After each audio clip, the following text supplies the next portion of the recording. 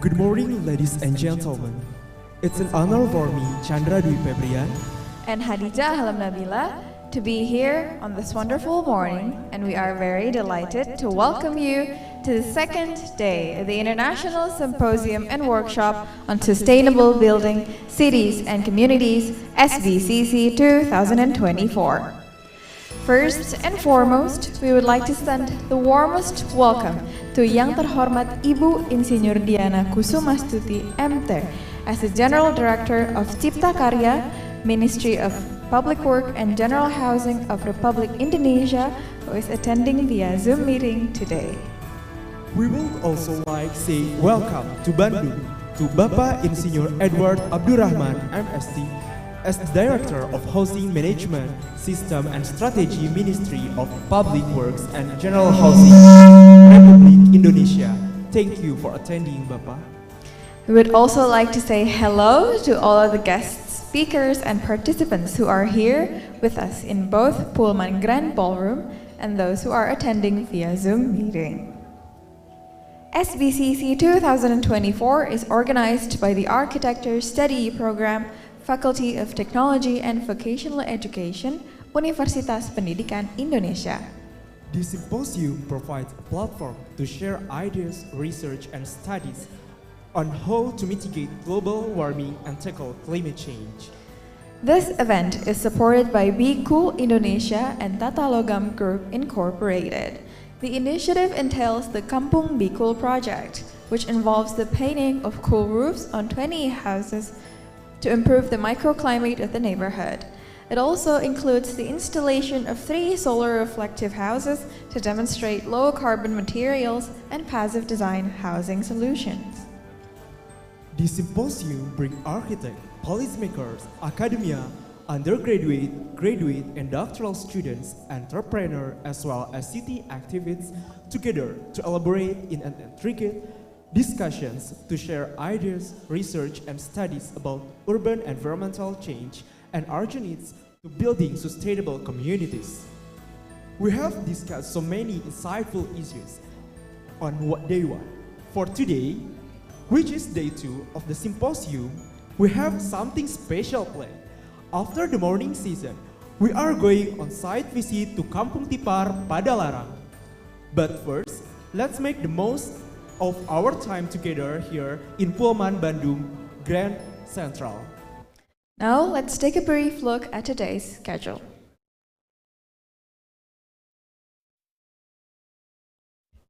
Our morning kick-off with the thought-provoking Keynote Season 1, Policy Makers, starting at 8:30. Policymakers will gather to share their insight and perspective on shaping the future of architecture through innovative and impactful policies. Following the season, we will have a refreshing break from 11 a.m. to 12:30 p.m. Then at 12:30 p.m., we'll begin preparations for our eagerly anticipated site visit to Kampung Tipar, Padalarang. From 12:45 to 1:15 p.m., we will board and went on our journey to Kampung Tipar. Finally, from 1:15 p.m. to 2:45 p.m., we will be immersed in the heart of Kampung Tipar. All right, ladies and gentlemen, that was the overview of today's agenda.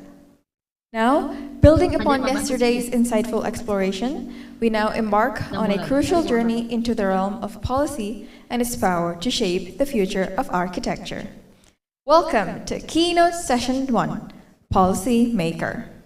Distinguished guests, fellow architecture enthusiasts, and esteemed speaker, today we will have the privilege of hearing from a distinguished panel of policymakers who will offer their invaluable perspective on policy making. We have here with us Bapak Insinyur Edward Abdurrahman, MSc, Director of Housing Management Systems and Strategy of Ministry of Public Work and Housing of Indonesia, Professor Andreas Matsarakis, Chair of Environmental Meteorology, University of Freiburg, Mr. P. Mark LaFrance from the United States Department of Energy. Moderating this captivating discussion is Ibu Dr. Beta Paramita from Universitas Pendidikan Indonesia. Here we have the profile of Ibu Dr. Beta Paramita from Biko, Indonesia and Universitas Pendidikan Indonesia. Her educational background started when she got her Bachelor of Architecture from Diponegoro University. Then she got her Masters of Urban Design from Diponegoro University also. Then in 2014, she got her Doctor of Engineering on the University of Kitakyushu. Her area of focus involves environmental change and sustainable development. Ibu Dr. Beta Paramita, please take the stage and guide us through the enriching season. Thank you.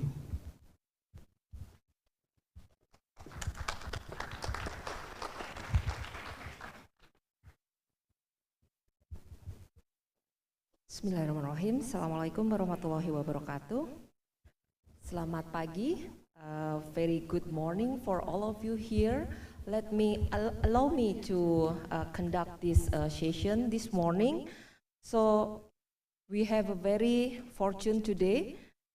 We are going to have some discussion about regulation and standard serve as essential guideline for individual in various sectors, including the building and construction industry, in order to achieve enhanced nationally determined contribution. It will be aims to reduce CO2 emission by 32 in 2030. We face a challenging target within a 6-year time frame. The success of this effort is crucial in establishing connection and aligning the interests of all stakeholders involved. As the government takes a role of policymaker, it will require the support of academics to provide scientific expertise in shaping this policy.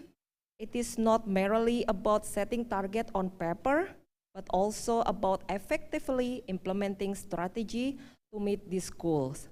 The industry, as the front foot of action in this field, face the greatest challenge in implementing the policy that have been established. Today, we will have the opportunity to hear from the experience from the academic, from the government, in assisting the government in formulating this policy. The Directorate of System and Strategy for Housing, or SSPP, is part of the Directorate General of Housing of the Ministry of PUPR.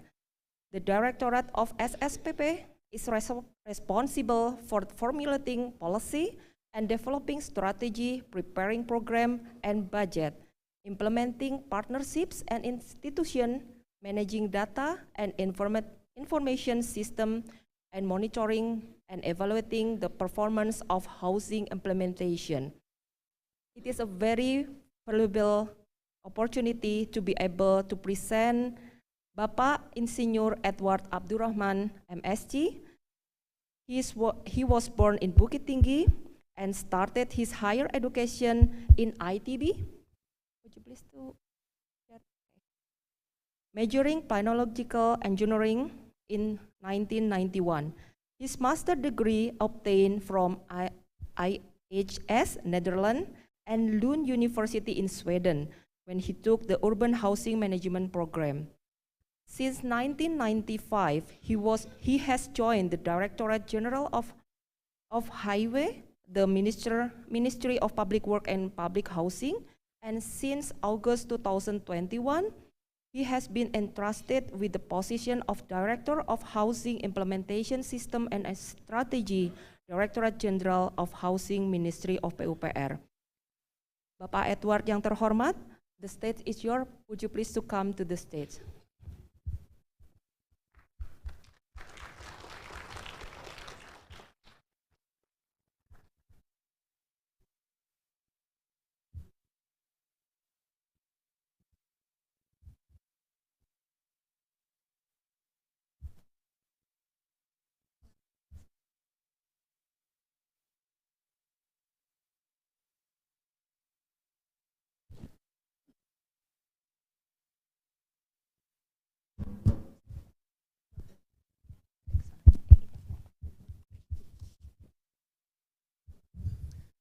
Bismillahirrahmanirrahim.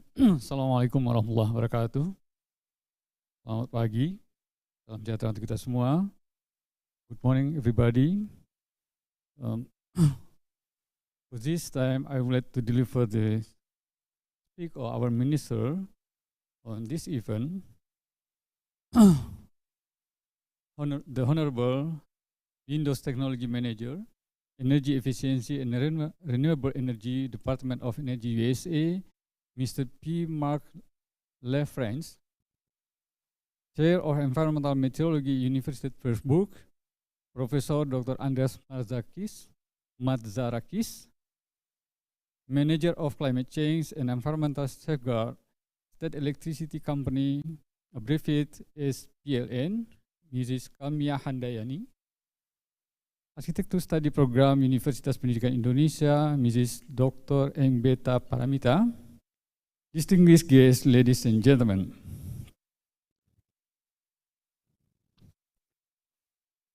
First and foremost, let's praise the God Almighty, whose with the compassion and blessing can gather us in this joyful opportunity, the International Symposium and Workshop on Sustainable Building, Cities and Communities 2024, with the same theme of building low carbon future, decarbonizing with impact.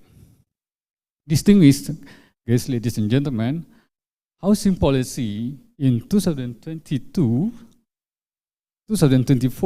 we call it RPGM, is a middle program for a national level, focused on increasing community access to the collaboration provision of adequate housing, especially for low-income communities. We call it in Indonesia with MBR, Masyarakat Berpenghasilan Rendah, with the target that by 2024, as many as 70% of households will occupy decent housing, either through direct intervention as well as indirect government intervention.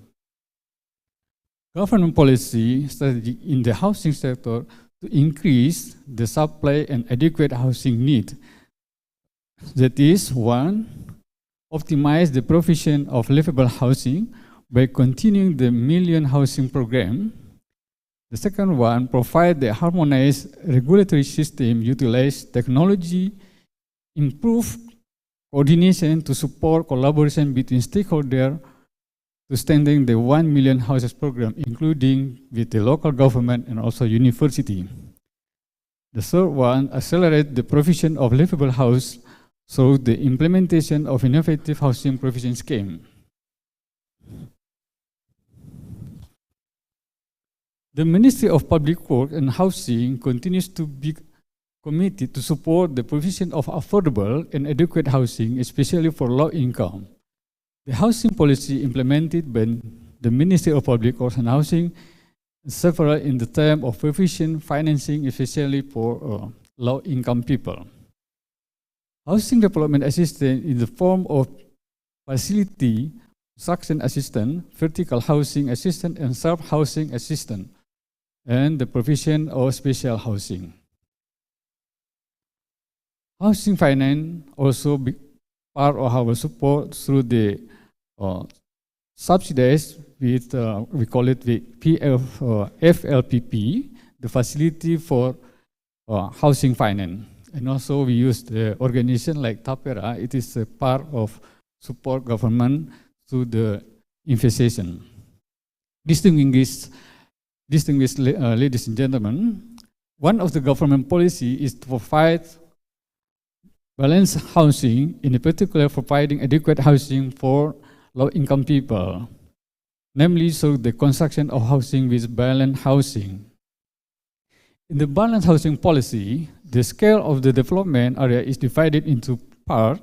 The first one is large housing with more than 3,000 housing units, and the second one, housing other than large scale with 100 up to 3,000 housing units.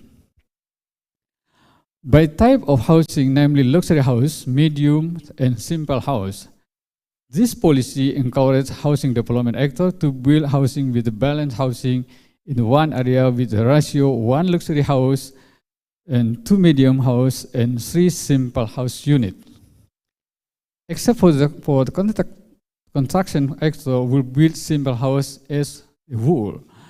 Distinguished guests, ladies and gentlemen, Sustainable Development Goals, or SDGs, have 17 goals, one of which is closely related with the housing, is the goals number 11, namely sustainable cities and communities, creating inclusive, safe, and sustainable cities and human organization. SDGs target number 11 is related to the housing. The first one, guarantee to access for all adequate, safe, affordable housing and basic services, as well as organized slum areas. The second one, reduce adverse per capita urban environmental impacts, including by paying special attention to air quality, including handling municipal waste. Provide public space and green open space that are safe, inclusive, and easy to reach. And the last one, implement the integrated policies and the planning regarding inclusion, resource efficiency, mitigation, and adaptation to climate change, resilience to disaster. Ladies and gentlemen, based on the project population with housing need from 2020 up to 2070, it is a period, a critical period. It's a period, we call it a critical period for housing development in Indonesia. In the next few years, Indonesia will face the demographic bonus phenomenon, where the millennial generation will dominate the total population of Indonesia. For this reason, the housing need of millennial generation we give special attention from all parties. Limited cheap and affordable land in urban areas is certainly a challenge for us to start encourage vertical residential development for low income. One which is a project in Indonesia we implement through the TOD concept or transit-oriented development program. Ladies and gentlemen, the built environment is a large contribution to energy consumption, green gas emission, waste, and natural resources. The construction and operation of building is the most significant part of energy consumption and carbon emission globally, including provision of land and material for the new building and construction.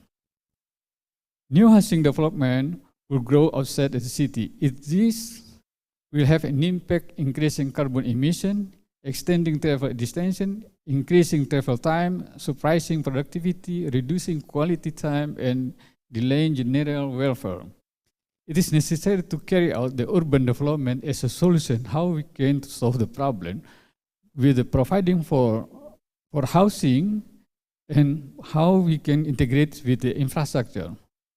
For example, it is possible to change the function of land housing into vertical housing, or change the function of dysfunctional critical land and housing land, and change the function of other land as long as it is accordant with the spatial planning direction, or spatial planning that adapts all the direction. Several innovations have been carried out, such as the project in Yogyakarta handling slum housing on the river bank.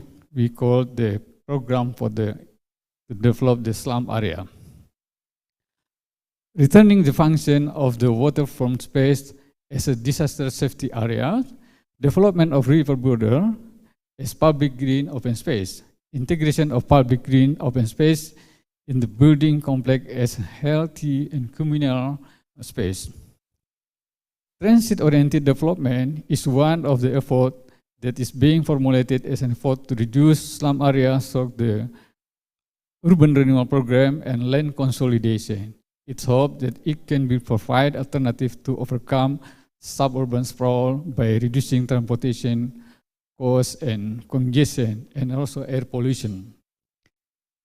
Distinguished guests, ladies and gentlemen, the criteria for adequate houses are based on the Sustainable Development Goals, including building durability that fulfill structural and non-structural criteria, availability of sanitation, availability of drinking water, and size the building in accordance with the health regulation.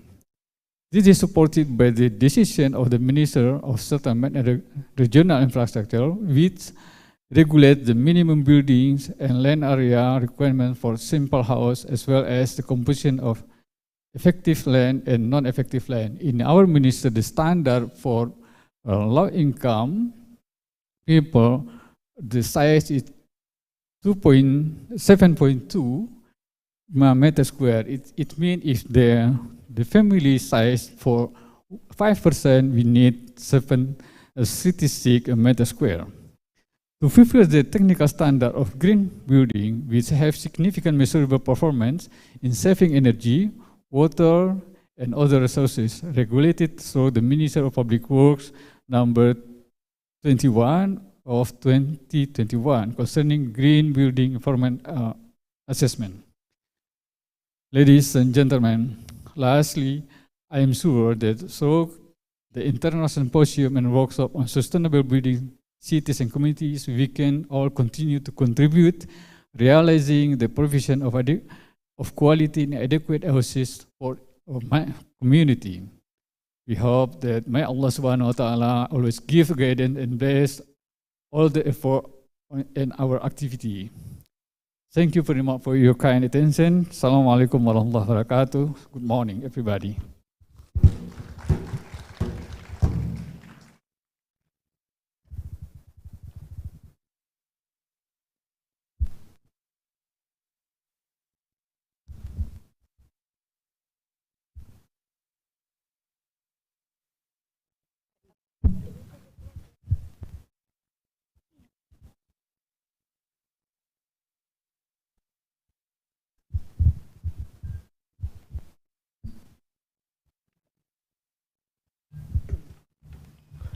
All right, ladies and gentlemen, that was the end of the first discussion of Keynote Season 1. Let's give a round of applause once again for the amazing panelists. Unfortunately, this is where we have to say goodbye to Bapak Edward because he has other obligation he needs to attend at the moment. But before that, to show our appreciation, we'd like to present Bapak Edward with a special plaque. And we would have to have a discussion first before the handing of the plaque. And we would like to return the stage back to Ibu Dr. Beta Paramita. For Bapak Edward, would you please to come to the stage again? So we're going to have one discussion with Pak Edward first because he have to leave very soon.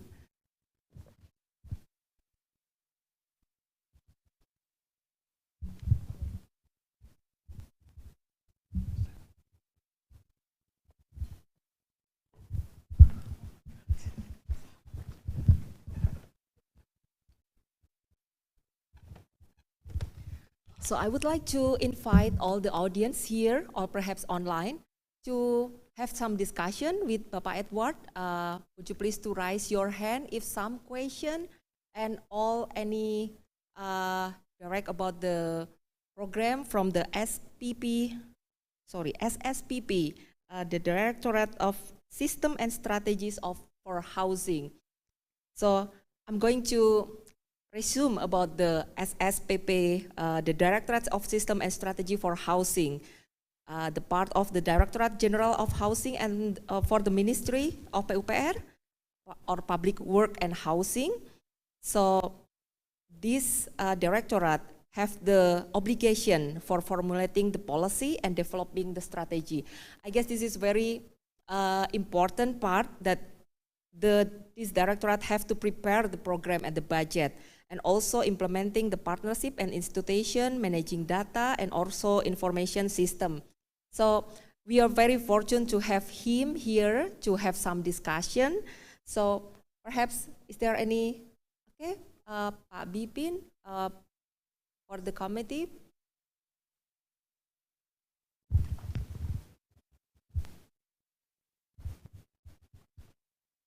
Bipin.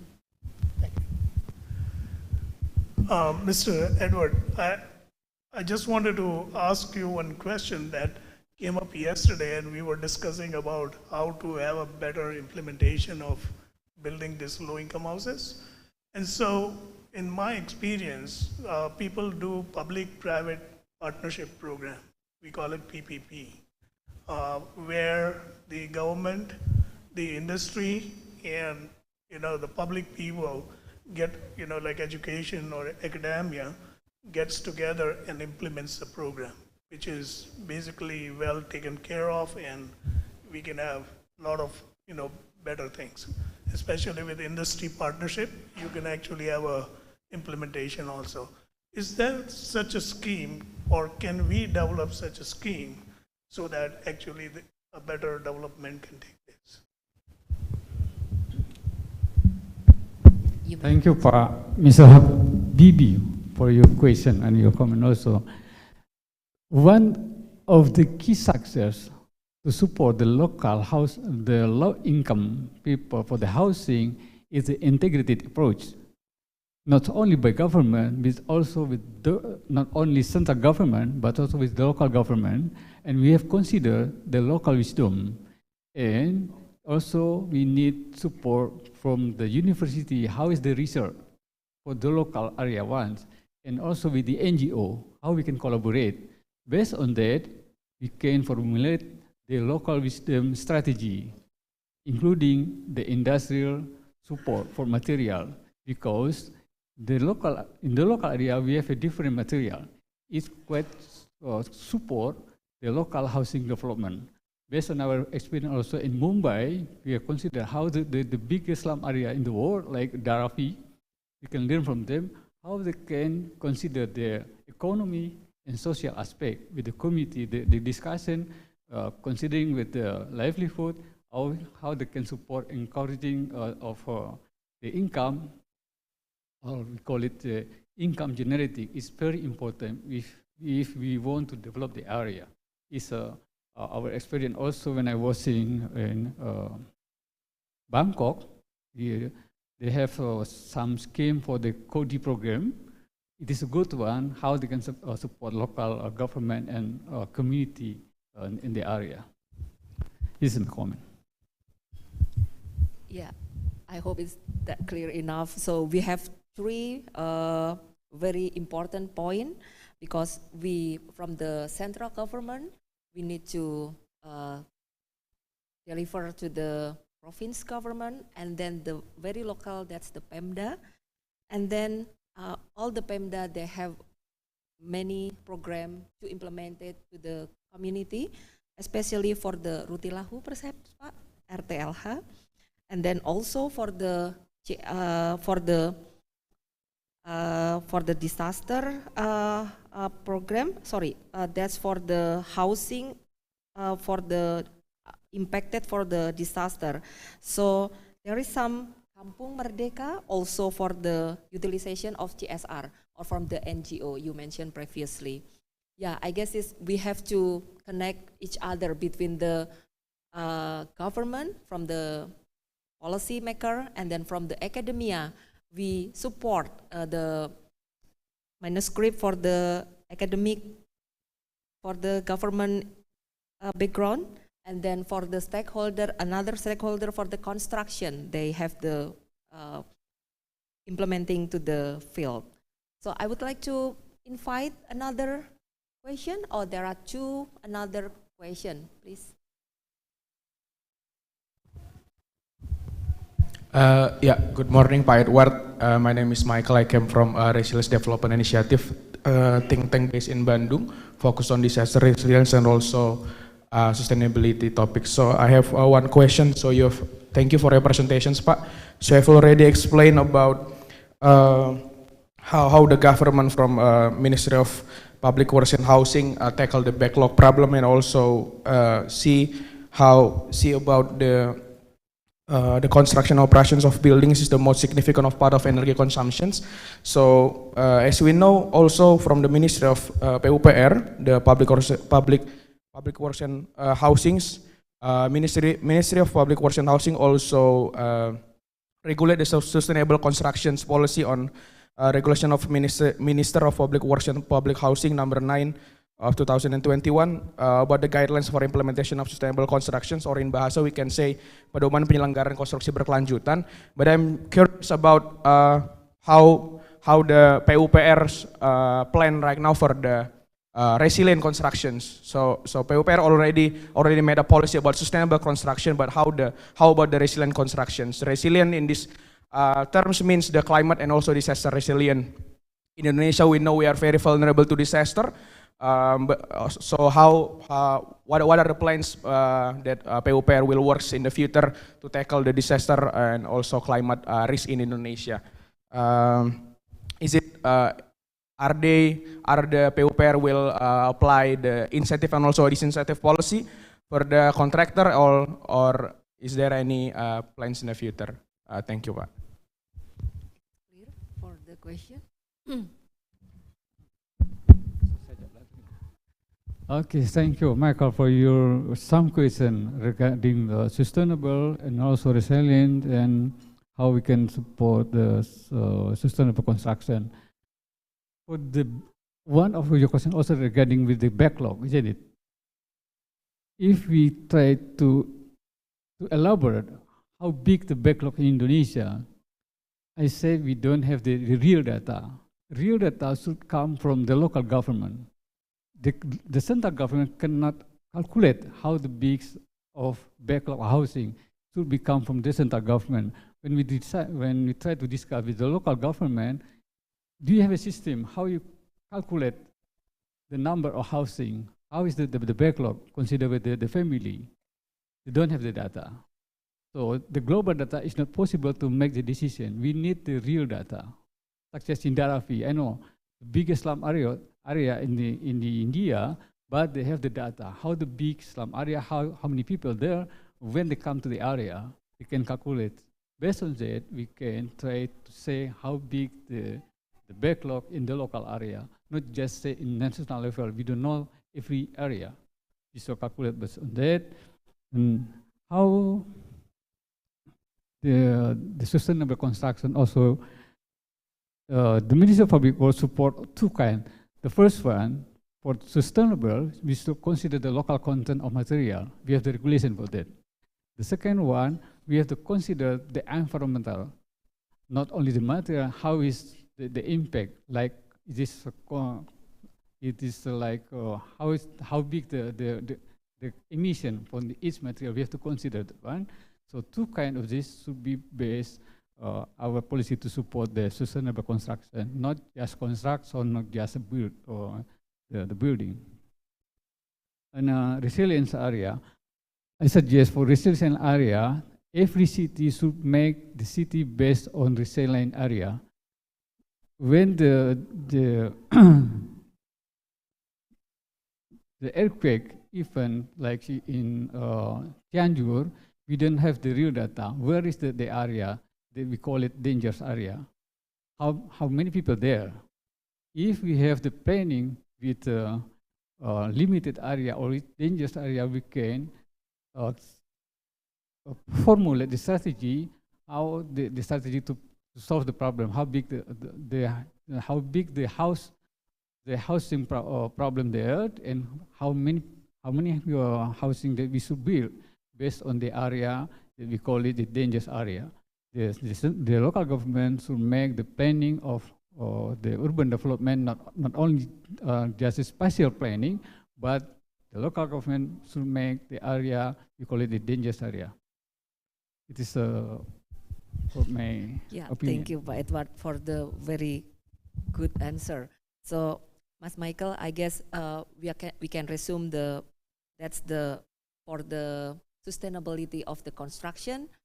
You have to find the TKDN, the local construction, how to say, like the local content material in the country, and then we have to focus on the resilience, not just for the earthquake-prone area, and also we have to know that the building is safety for the that's for the earthquake. Mostly Indonesia is in the prone area, and then also we have to know the sustainability for the environment, and then for the emission. That's the most important part. Okay, the other one last question. I'm so sorry because we have still another speaker. So I have one. Yeah. Bapak. Okay, thank you very much. I'm Rolly Octavian. I'm a student of Magister Architecture in UPI. Edward, thank you for your presentations. I see that housing right now is solving for the many problems for us, right? So I think how long will it take for Indonesian to implement vertical housing, and what is the optimal strategy that can be implemented regarding the local wisdom that you already mentioned before? Thank you very much. Okay, thank you, Pak Octavian, for your question. To solve the problem of the housing, we know that the housing has the multiplier effect, forward and backward. That's why we need the strategy based on that. If we know how is the forward and backward, we can make the strategy, because housing not only the building, but it is economic strategy to develop the area. So our strategy is support the local government to use the material one. Based on that, they can use how is the impact for forward and backward linkage. I hope you can answer that. We ask about Rusun, I guess, and how long it will be take as the sustainable or the TKDN content for the Rusun. I guess that's your question as well. So is there any program or policy for the Rusun? Because yeah, as we know that for the local content, for the multi-story in our ministry, it is 45%. It is a local content, around 45%. So this is just a 45%. So for the detached house or for the one-story house, how much the TKD? The same. Based on our regulation, 55% for the landed houses. For the landed houses, yeah. Yeah. So it's quite nearly same. Yeah. But it's it is the minimum one. But actually, in the local area, if you use local content, it's more than one. Okay.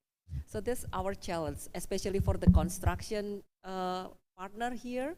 So we have to make our product much more local content. Yeah. I guess that's our discussion. So we are going to send back to the MC.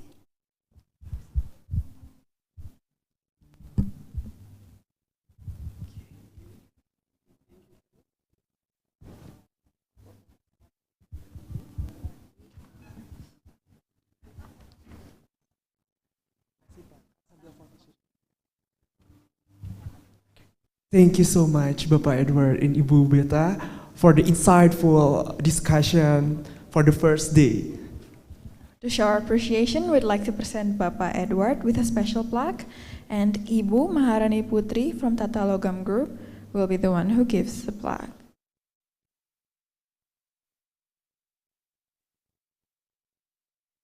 Oh, I'm sorry. The plaque will then be given by Bapak Dr. Fauzi Rahmanullah from Universitas Pendidikan Indonesia. We invite Bapak Dr. Fauzi Rahmanullah to come to the stage and hand the plaque to Bapak Insinyur Edward Abdurrahman.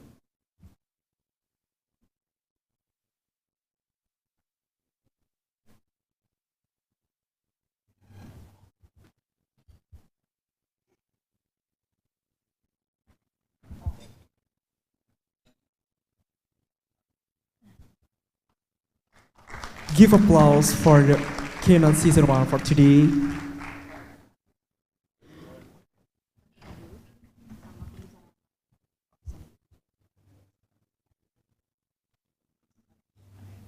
All right, thank you so much, Bapak Edward, for attending the symposium, and we look forward to see you on future events. And now we invite all of the rest of the speakers from Keynote Session 1 to come to the stage, and we hand the stage back again to the moderator, Ibu Peta Paramita.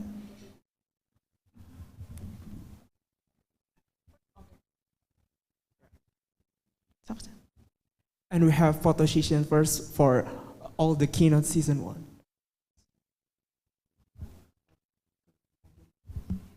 So all the speakers from Keynote Session 1, Bapak Profesor Matsarakis, You may come to the stage to take a photo with Ibu Beta and Bapak Edward.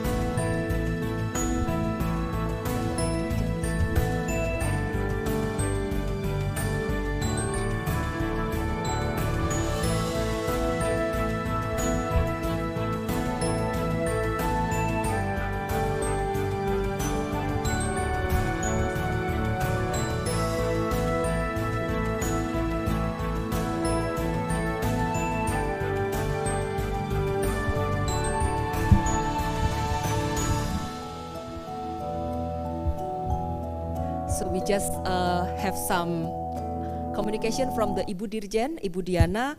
She would like to also having some presentation. We just got the notification from Ibu Diana. So it's, yeah, we glad we have the Ibu Diana also Pak Edward. So, but we are going to, while we wait for Ibu Diana, we are going to continue to our next speaker.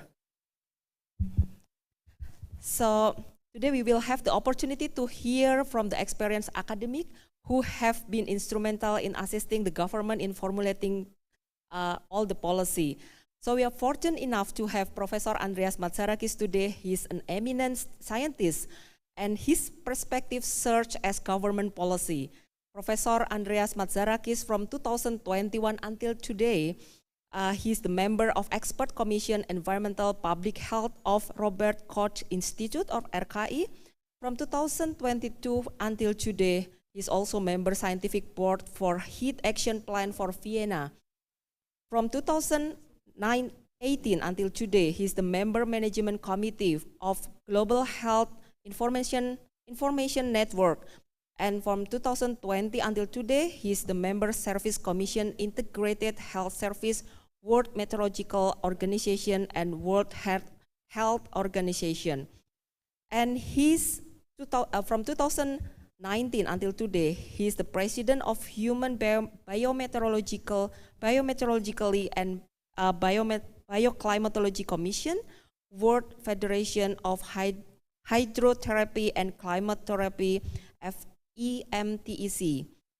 And from 2016 until today, he is the president of Society of the Promotion of Human Biometeorological Research in Germany.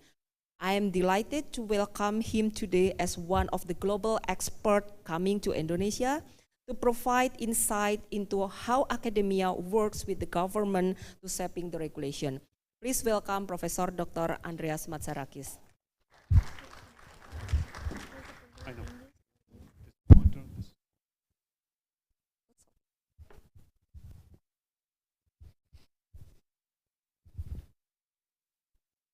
Good morning, ladies and gentlemen. First of all, I would like to thank you for the invitation to be here. It's my first time in Indonesia. I think I have worked a lot about Indonesia with several papers and several studies. And it will be a pleasure today to talk to you from another perspective. So I'm very surprised that I'm talking in a session about policy making or policymaker. I'm not a policymaker. Maybe I'm the only one climatologist here, and therefore I will speak also some specific things about climate change, because climate change, as we know, is not only a challenge, but it's also a huge problem. Usually I don't use the term problem, and there are two terms which I avoid to use. One is the problem, because for me it's a challenge, and the second one is I don't use the term heat waves, and I'm expert in heat waves. So you will realize why. The other point is that I spent about 30 years in academia at the university in Munich, at the university in Thessaloniki in Greece. As you realized, I'm Greek. I grew up in Greece. And then I spent more than 20 years at the university in Freiburg. And at one moment, I decided to shift from academia, from a university, to go to the, let me say, to the government. Go to the meteorological service in Germany. We have in Freiburg a research center on human biometeorology. That means everything that deals about the effect of weather, climate, but also climate change on human health. And I thought it will be an easy target and not a stressful job for me, but the opposite was in reality. And I had to learn many things, new things. And since that time, I was thinking running a paper and running a study is a good thing. Of course, it's a good thing to have a good paper and a good study. But in order that this result will not applied, but implemented, it's a long way. And this is exactly what I learned. And I had the opportunity starting a meteor service in Germany, first to work for the heat health action plans. I was contributing on that, but I have worked before. The reason is why I use or I take the, can I have a presentation please, in the full mode? Why I'm working on the heat management or on the heat health action plans. Can I have a presentation please? And the reason why working on heat is not because it's a huge challenge to work on heat. Yeah, no. Doesn't matter, it's a second transparency. I can, this is the third now one.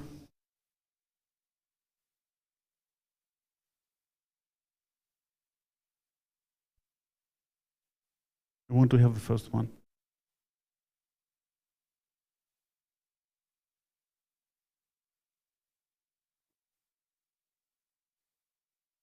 Yeah, this is the first one. The reason about heat management, and let me describe it in that way about the heat health action plan is, and heat is, let me say in that context, something where we know a lot about that, but we know also that concerning heat, we will face in the future the biggest challenge.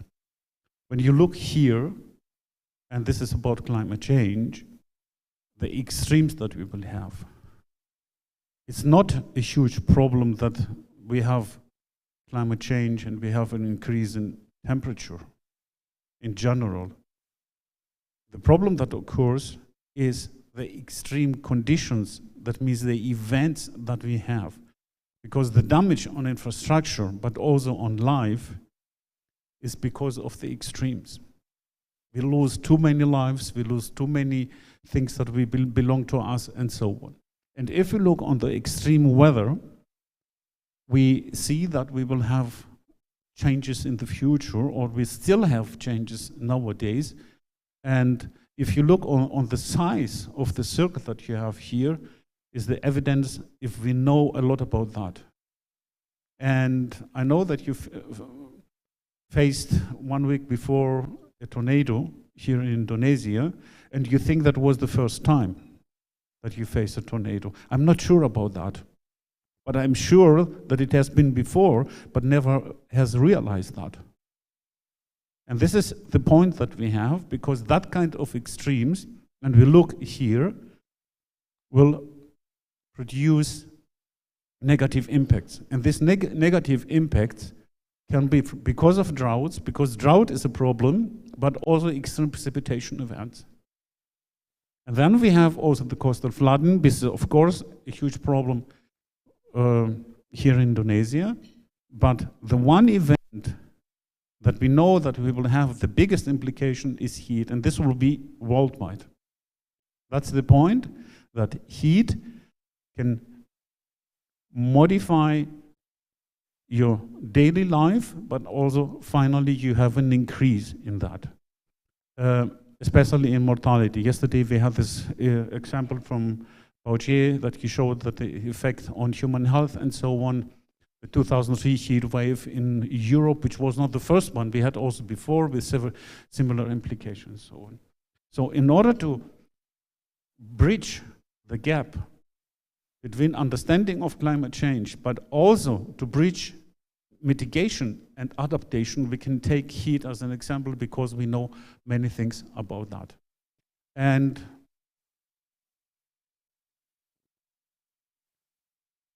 the heat topic is not new, but it's new that the medical sector realized that this is an effect, or the health sector realized that this is something that they have to deal about that. We saw that we have activities from NGOs, especially in Germany. We have an NGO called Climate Change and Human Health, which really bring the government, especially the health ministry, the federal ministry in Germany, in order to think about that, in order to take actions. We have prepared all the actions, but then we realized that it's the appropriate time and in order to do that. And also is topic on the governments, also on G7. G7 had put for 2022, during the presidency of G7 in Germany, the topic of heat in order to think about the possibilities about actions. And this is exactly what I would like to present you here, but also on the international level that we have, and Beta mentioned still that, we have the Global Heat Health Information Network, and the Global Heat Health Information Network brings all the information together, builds the network, makes conferences, produces material. I will show later on some additional material. And for the Heat Health Information Network, we have focused 4 topics which are important in the moment. The one is the heat in the city. The second one is the heat in the workplace. It's not only the construction, but the people who are working there, but also, and this is a specific topic that we have here, about our leisure, about our free time, of our exposure outdoors. And you see here the example where we had a big success 10 years ago, when finally, because of heat, exposure of the spectators, that means of the fans, in the sports, in the Doha event of the World Soccer Ship, they finally transferred from summer to winter because of the heat. And then we have the final point, which is more important, and you see later on when I will show you some other examples, that the indoor is the biggest challenge. And this is exactly what we have to face. And the Heat Health Information Network is under the umbrella of WHO and the World Meteorological Organization. Why heat, and why heat is a problem? Heat can change and can affect any of our organs that we have in our human body. We can have, but also direct and indirect effects, and it really affects daily life. I would like to mention that 2 years ago, there was a study from the United States where they published, and the headline was, "There are 27 ways to die from heat." That's not true, it's more. I know more than 27 ways in order to die from heat. That means this is a problem, this is a challenge, we know about that, and we can deal about that. But there is an issue that we have to consider is if we combine statistically the effect of heat with the meteorological condition, especially not only temperature, but also other factors like humidity and so on, we find out that there is an increase in the mortality. This is now for Southwest Germany, but we have all this information for from several places in the world. We see that when we have a strong heat, we have an increase of the extraordinary mortality. That means the mortality which is deseasonalized. This is the excess mortality. It can be more than 15% for strong heat. For extreme heat, it can reach 20%. You see here the two examples of 2003 and 2015, where we have really the increase of specific days of the mortality. The normal mortality or the usual mortality can be double usually in some cases. And this brings, of course, the international organization, that was WHO in combination, that was some European project, that was the WHO office in Europe, to start about thinking, to prepare actions, to summarize all the things that we know in order to apply that. And then they started 2002 or 2003, if I remember well, in order to produce heat health action plans. And in this heat health action plans, which is a wonderful example that we have here, we have several success factors. We have 8 factors in order to see how these plans should look. And then we have, first of all, coordination and collaboration. Who is responsible? And I get very often the question in a city, who is responsible about the coordination and about the responsibility? My answer is quite easy. It's on the top level. Here we have to decide. The second one is an heat health warning system, which most or many countries in the world have. This is also where the heat health information network can contribute. And the third one is communication and information. And then we have also the indoor conditions. And the indoor conditions are really the topic which we have to know exactly about that.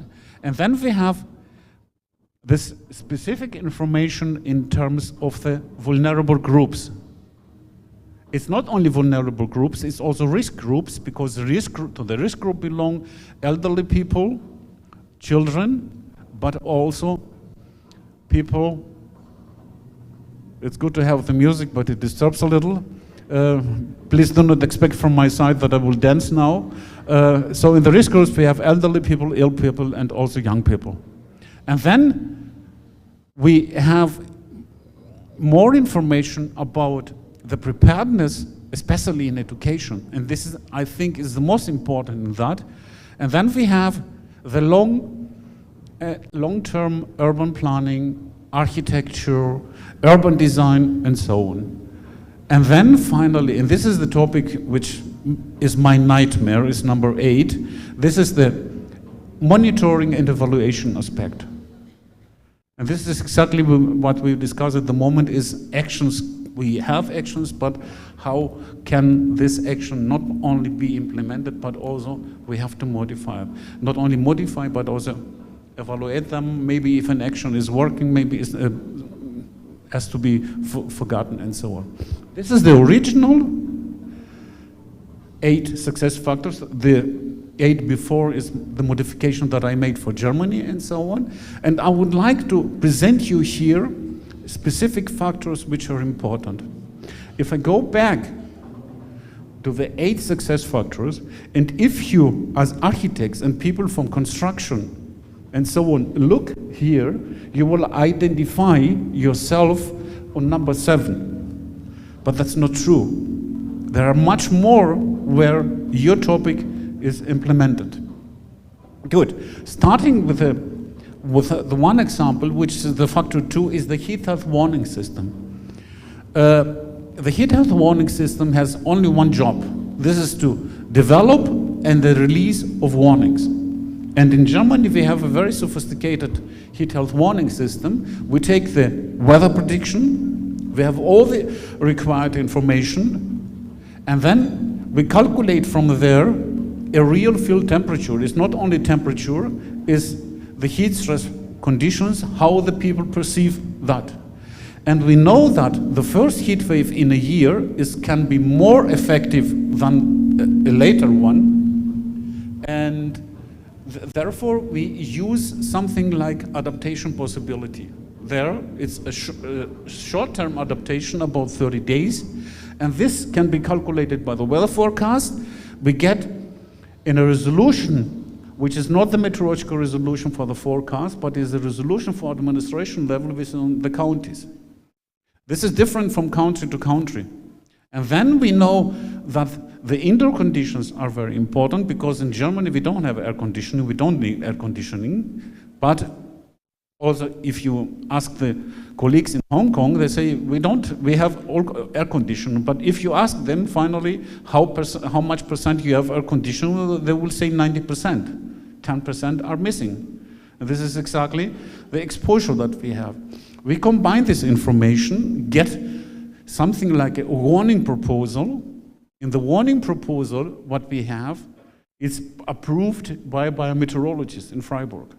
That means they check every condition for every county, the information. And therefore, after that, we release a warning after the approval, and all this information goes to the public, to the nursing homes, but also to the ministers and the health departments. And we have with each state or each province, as you know here, an administration agreement, because we have to provide that. And in addition, we consider also the urban heat island. That means the conditions in a city, because this is different. And the urban heat island is not during the day, but during the night.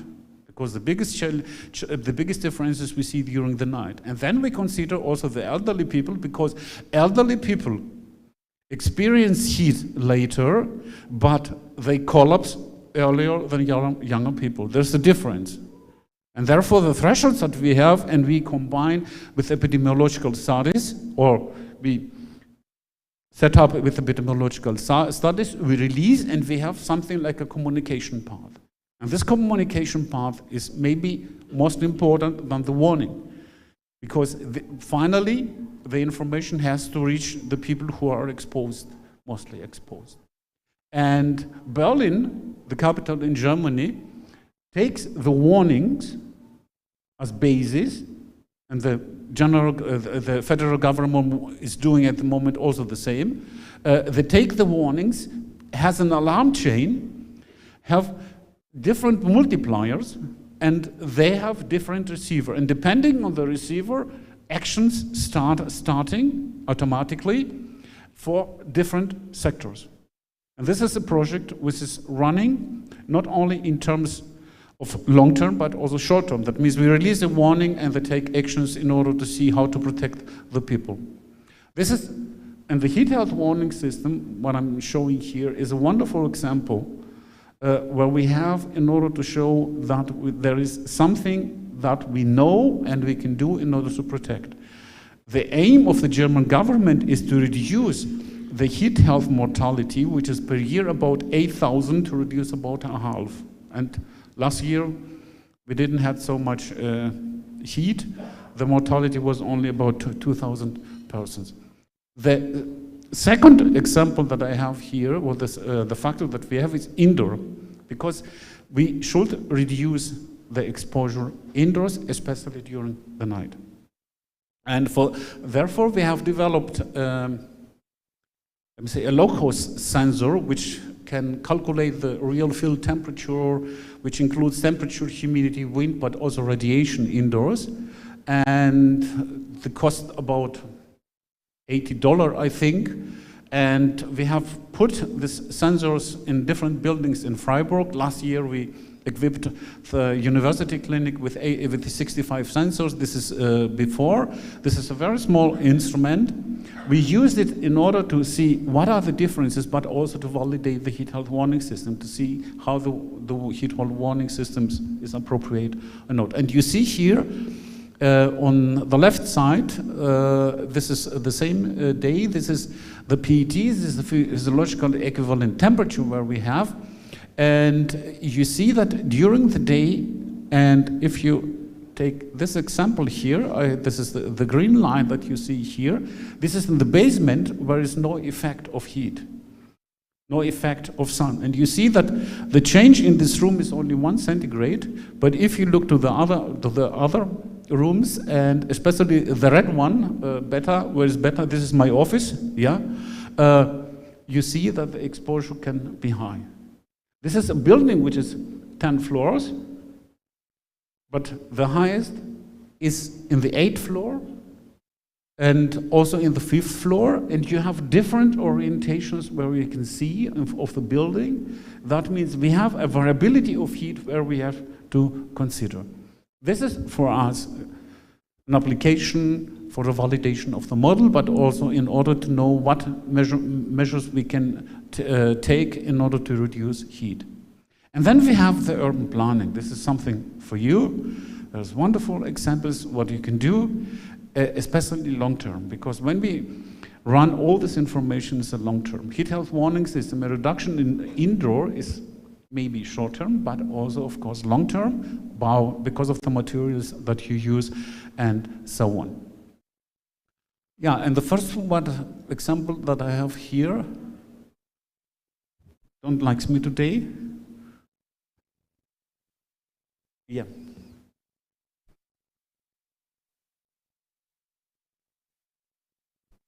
I think the battery is low. Not working anymore.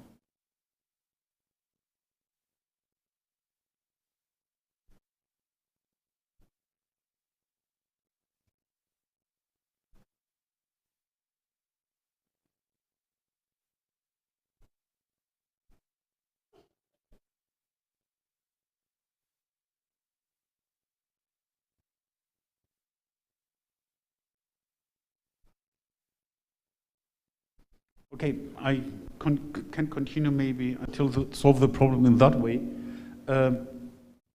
For architecture and urban planning, the factors that we need, there are 4 factors that we have. First of all is the building structures, then we have the green areas, and then we have materials and the surfaces. And finally also the blue infrastructure that we have. And combining all these factors, I can have a solution which fits in this context. Not working?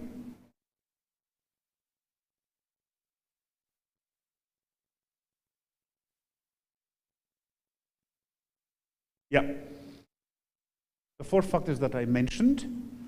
First of all, taking from building structures, you have the geometry, you have the seal, you have the aspect factors, like the width of streets, but also orientation and building heights. The second one is concerning green areas, is the ratio, distribution, and this is very important. Many people think that providing more and more trees maybe is the best solution, but in reality, we need this possibility in order to have, let me say, optimal configuration.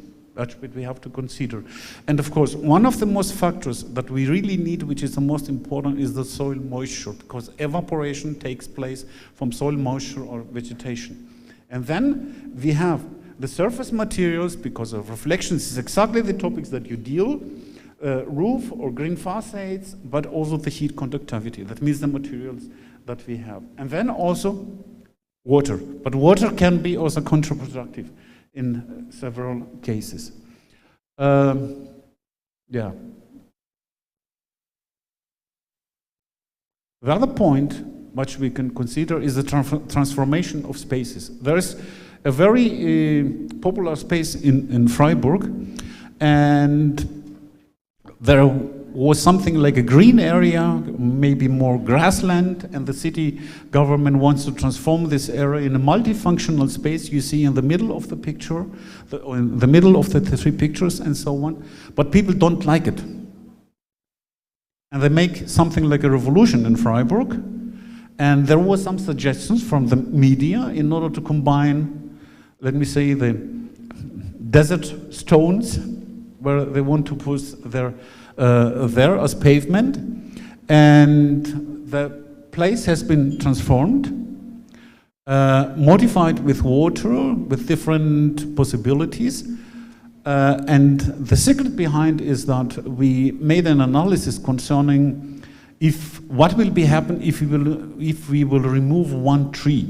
This tree have been removed, and then we analyze this in terms of the physiological equivalent temperature and find out, but removing one tree, and that was not a big tree, that was a tree about 8 meters height and diameter of 7 meters, we find out that the increase of the heat stress house will increase from 204 to 330. Of course, administration did not like that. But there was a number that we provide, and this was important, and the final decision was to modify the original modification plan, and the result was that the same amount of trees will remain there.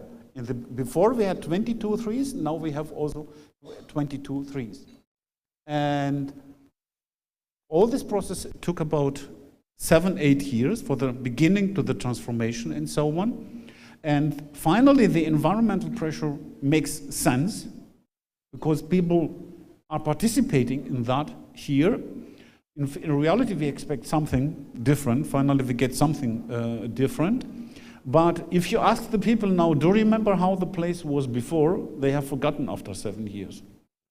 And at the moment, I can say both sides are happy and so on, and the story goes on. You can use that kind of examples in order to make simulations. We have planted here mammoth trees, solar devices. The next will be we will plant here PV and so on in order to see the effects. That means it's something like an open laboratory. It's for experimental and modeling studies. This is also a good example. We get very often the question that we have to provide number. And I have here an example from the year 2003, where we can see here inside a forest and outside a forest during the heat wave 2003. Outside is, in both pictures, are temperature, and you don't see much differences in terms of temperature, because the measurement here is with good thermometers, not with low-cost thermometers. You don't see differences between the two locations, but if you look on perceived temperature or physiological equivalent temperature, the differences can be more than 10. Because the effect where we have, and in order to realize heat, the first factor, in order to feel uncomfortable, is radiation during summer, and then you have temperature, and the same level humidity, and then wind. It's not only temperature. And also, important is to have information about the morphology in order to find out, and this is something where construction and urban design can contribute, is to find out which is the best aspect ratio, the width of the street, the height of the buildings, the orientation of the buildings. This is an example of Santiago de Chile, and we find out that the best orientation and the best aspect ratio in order, when you plan new developments, new cities, maybe new capitals, many countries in the world will have new capitals in order to quantify that. And also, the microclimate is very important. And the example that I show you about the buildings and about the buildings, but also about the green areas, we use this, let me say, frameworks here. We have to consider when we live in a city that we don't live in the whole city, we live more in the micro scale. Can you imagine how much you walk in a day? In the distance, if you don't use your car, it's less than 2 kilometers. The whole city is different.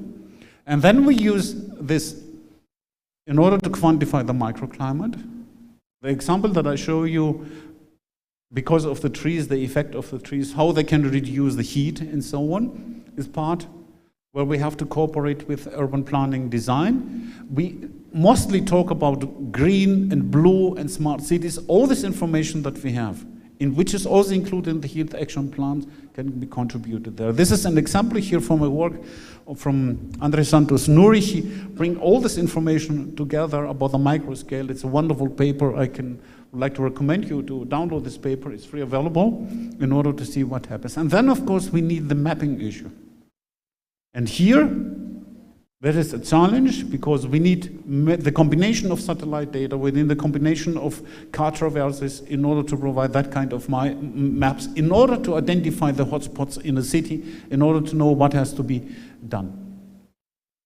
Last year we have set up a new system for two cities in Germany. The one is the city of Karlsruhe, the other one is the city of Freiburg, where we take the warnings as a first level, and based on the warnings we produce information for the cities. And we don't produce only information of temperature, but we produce the information which is the distance to the next drinking possibility.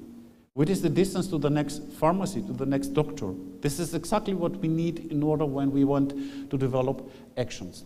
And of course, we have some cross. I need 1 minute. Okay, thank you. Cross-sectorals, and the most important, or the same importance as communication. This has to be communicated. If you don't have the communication, you have failed. You can do the best studies and so on. And this has to be, all the actions have to be implemented.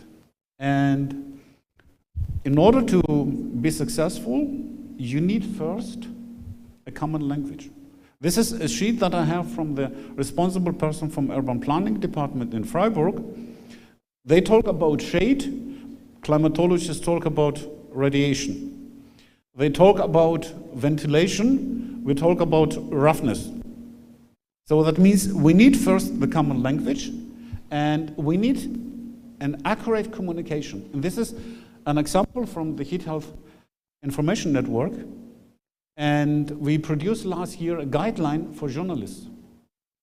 Because journalists, when they report about heat, they show people who are dying, or people who are lying because, and we recommend not to do that, but in order to provide solutions. It makes less sense to look about records, but to look what possibilities we have for the future.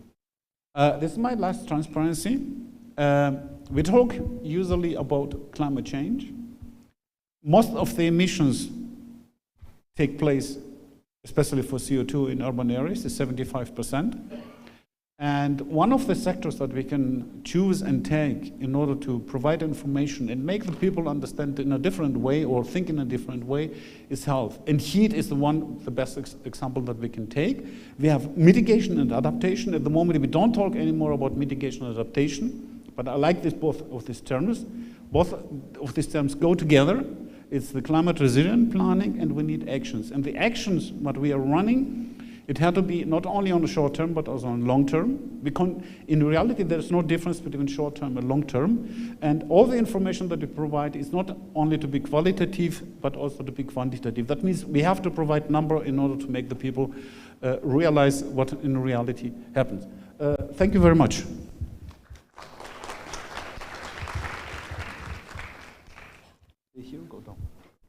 Thank you so much, Pak Masyarakis, for the very important information for the heat. I guess we're going to play the presentation from the U.S. Department of Energy first before I. Okay, so Mark LaFrance, he's in the Department of Energy. I guess we can just start the presentation.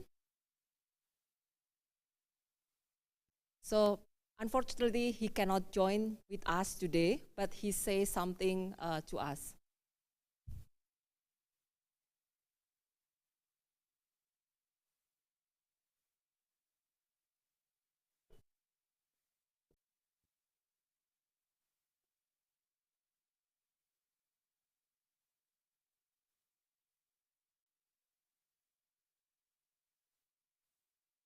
I'm very grateful to Beta for inviting me.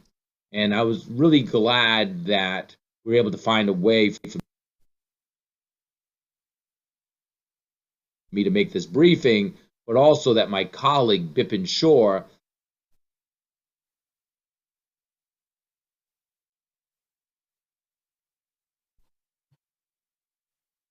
Hello, I'm Mark LaFrance from the U.S. Department of Energy's Building Technology Office. And I'm really sorry that I was not able to come to the workshop. It just was not possible. And it would have been really great to meet Minister Basuki at the conference. And of course, I'm very grateful to Beta for inviting me. And I was really glad that we were able to find a way for me to make this briefing, but also that my colleague, Bipin Shore, will be there in person. Bipin, I worked with him for many years as a consultant to DOE on our international activities, and currently he's also a consultant for the Department of Energy's national laboratories. So one of the things we've been working on in Indonesia is the Net Zero World Initiative, and hopefully some of you are aware of that or can get involved. But we're hoping to increase our activities in the coming year, and we're hoping that it leads to significant investment in Indonesia so we can pursue high-performance building policies and technologies. So I wish you have a wonderful meeting and all the best. Thank you so much. Bye-bye. Thank you so much, Pak Mark. I hope I will deliver to him. So I guess Pak Edward going to leave soon. So I hope you have the nice trip after this. And I'm going to have some prologue first about the Department of Energy, how we can have the collaboration with the US. In 2021, the United States of America announced the Net Zero World Initiative, a new partnership between countries working to implement their climate ambition pledge and accelerate the transition to net zero, resilient and inclusive energy system. Through Net Zero World, led by US Department of Energy or DOE, a part of Build Back Better World initiative. There are Argentina, Chile, Egypt, Indonesia, Nigeria, and Ukraine are founding country partner. In February 2023 last year, it was held by US-Indonesia joint workshop on decarbonizing the building sector in Indonesia. There are DOE in person come to Indonesia and then having the workshop in Serpong, Tangerang last year. The goal of this workshop is to identify solution and the best practice to decarbonize the building sector in Indonesia and achieve a net zero emission future. So Pak Mark Franks, actually he's the window technology manager on the emerging technology team, in addition to promoting advanced technology and energy policy on residential building, integrating team. His initial position at the Department of Energy began in 1993 when he worked on the Codes and Standard program in the Energy Star program and Energy Technology Lighting Appliance and Equipment program. During his tenure at DOE, his program achieved 400 R&D award, and his program in partnership with the private sector also commercialized many new products in pursuit new zero building, and he was able to make other high performance product affordable. So Mark received his Bachelor of Science degree in Mechanical Engineering in 1985 from the University of Massachusetts, Dartmouth, and his Master degree in Urban System Engineering in 1998 from George Mason University.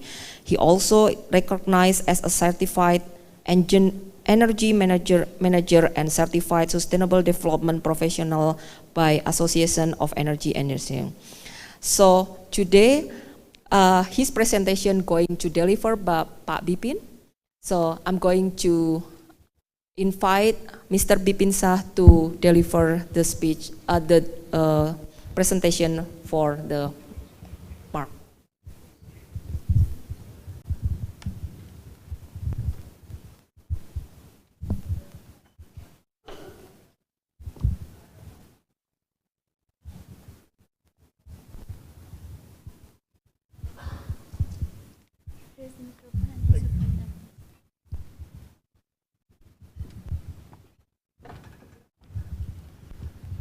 So I'm going to be the AI version of Mark LaFrance, so, and present on his behalf, right?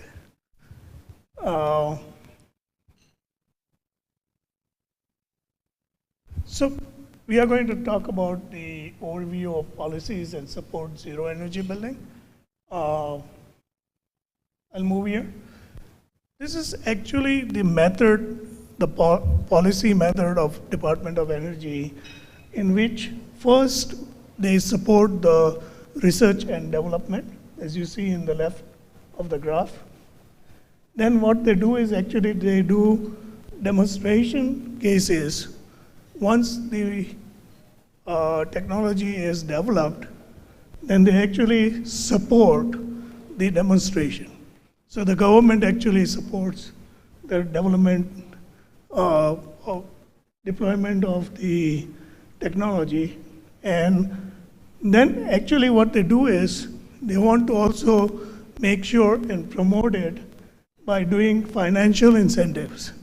So example is, let's say I develop a technology, then they actually give me more money to actually do a demonstration case.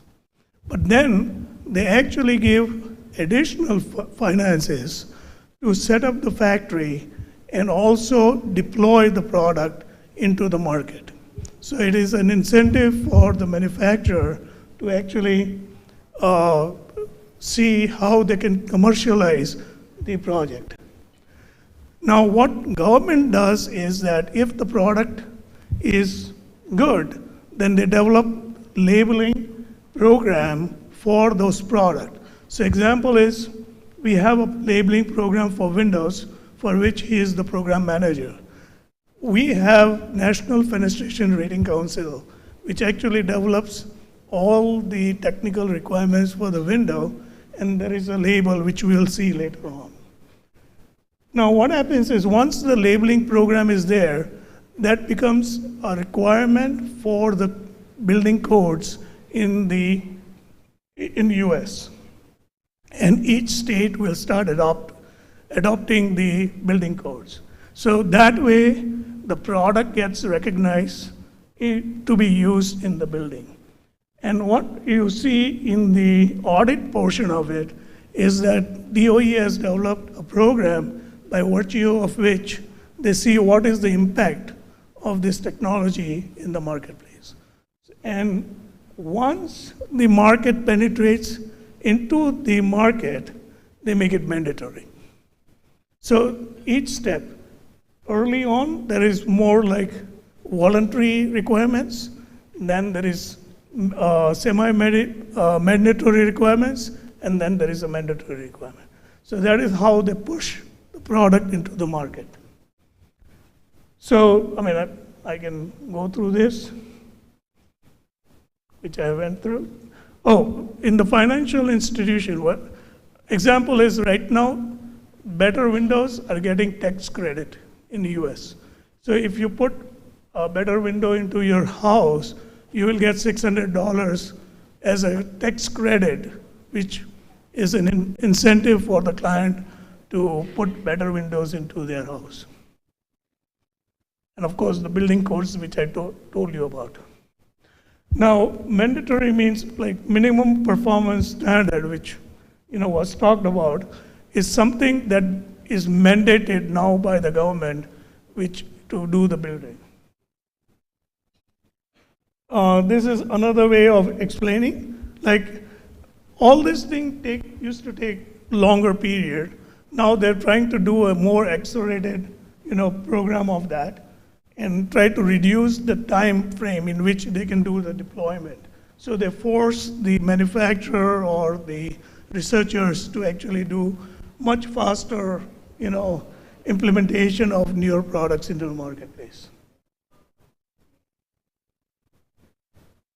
So this is actually the pyramid in which it works. So you have infrastructure, product rating, product availability, and workforce training.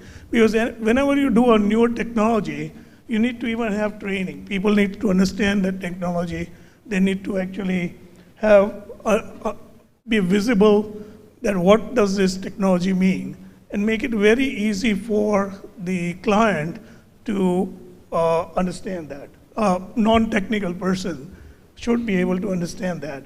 And that, after that is developed, you have mandatory policy like building codes and labeling requirements which the government requires to do. And then you have other programs like Energy Star, which basically pushes the market for better product. So at the second level the product is average, but in the third level, what they say, as soon as the product reaches the second level, the third level basically comes into the market, pushing to develop a newer product. By virtue of this, we will be able to achieve the net zero building. So these are the examples of the label which go onto the product. So we have been talking about cool paints. So, Cool Roof Rating Council has a label which rates the product in the marketplace. So each bucket of cool paints or each box of, cool paint will have this label which will tell what is the reflectivity, what is the emissivity of the paint, and whether it has been tested for, durability or not.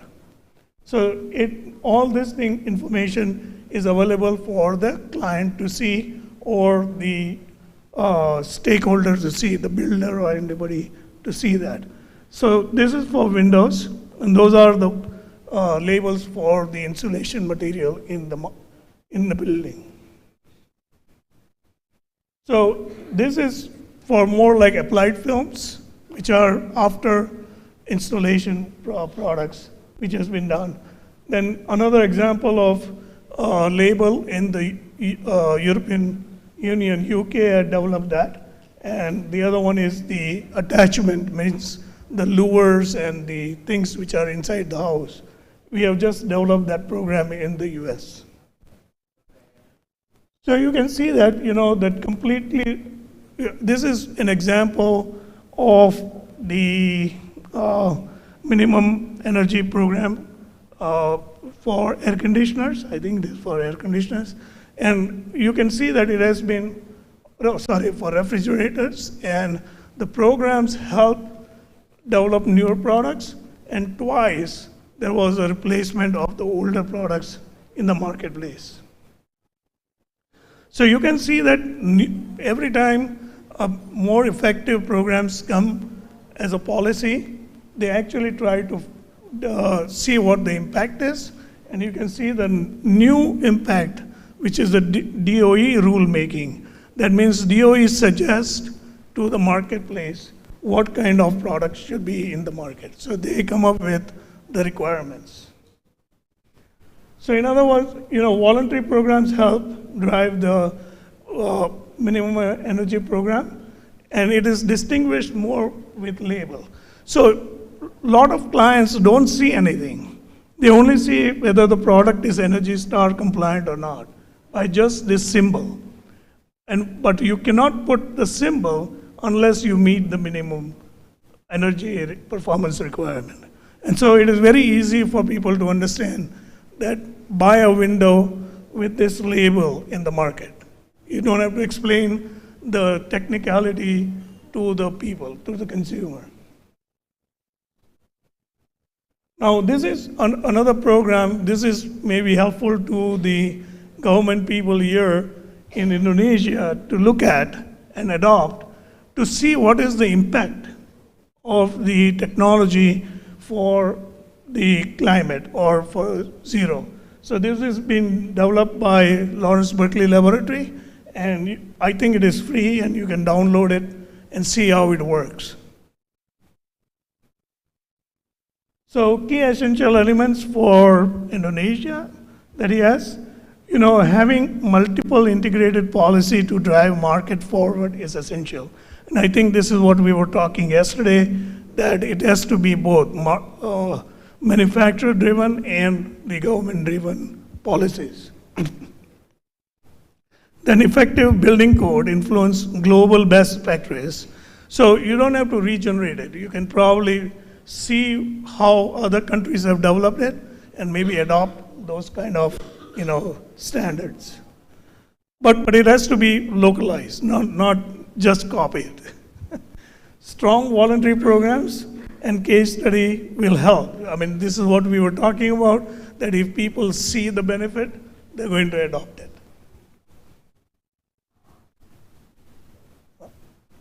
And then the government needs to help by making things mandatory.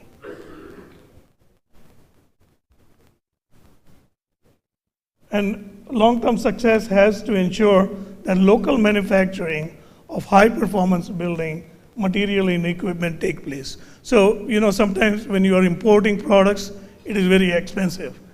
Transfer of technology is very essential.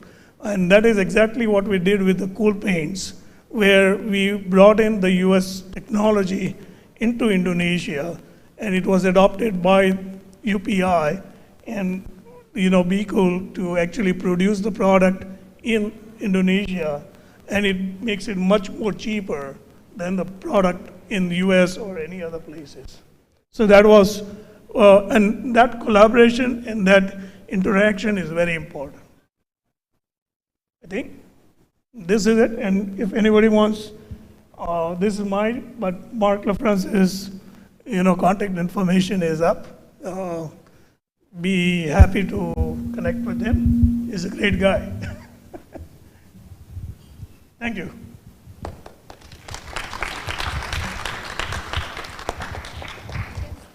I will invite Andreas to join. Thank you so much, Mr. Bipin, for the very important information. Our collaboration between DOE,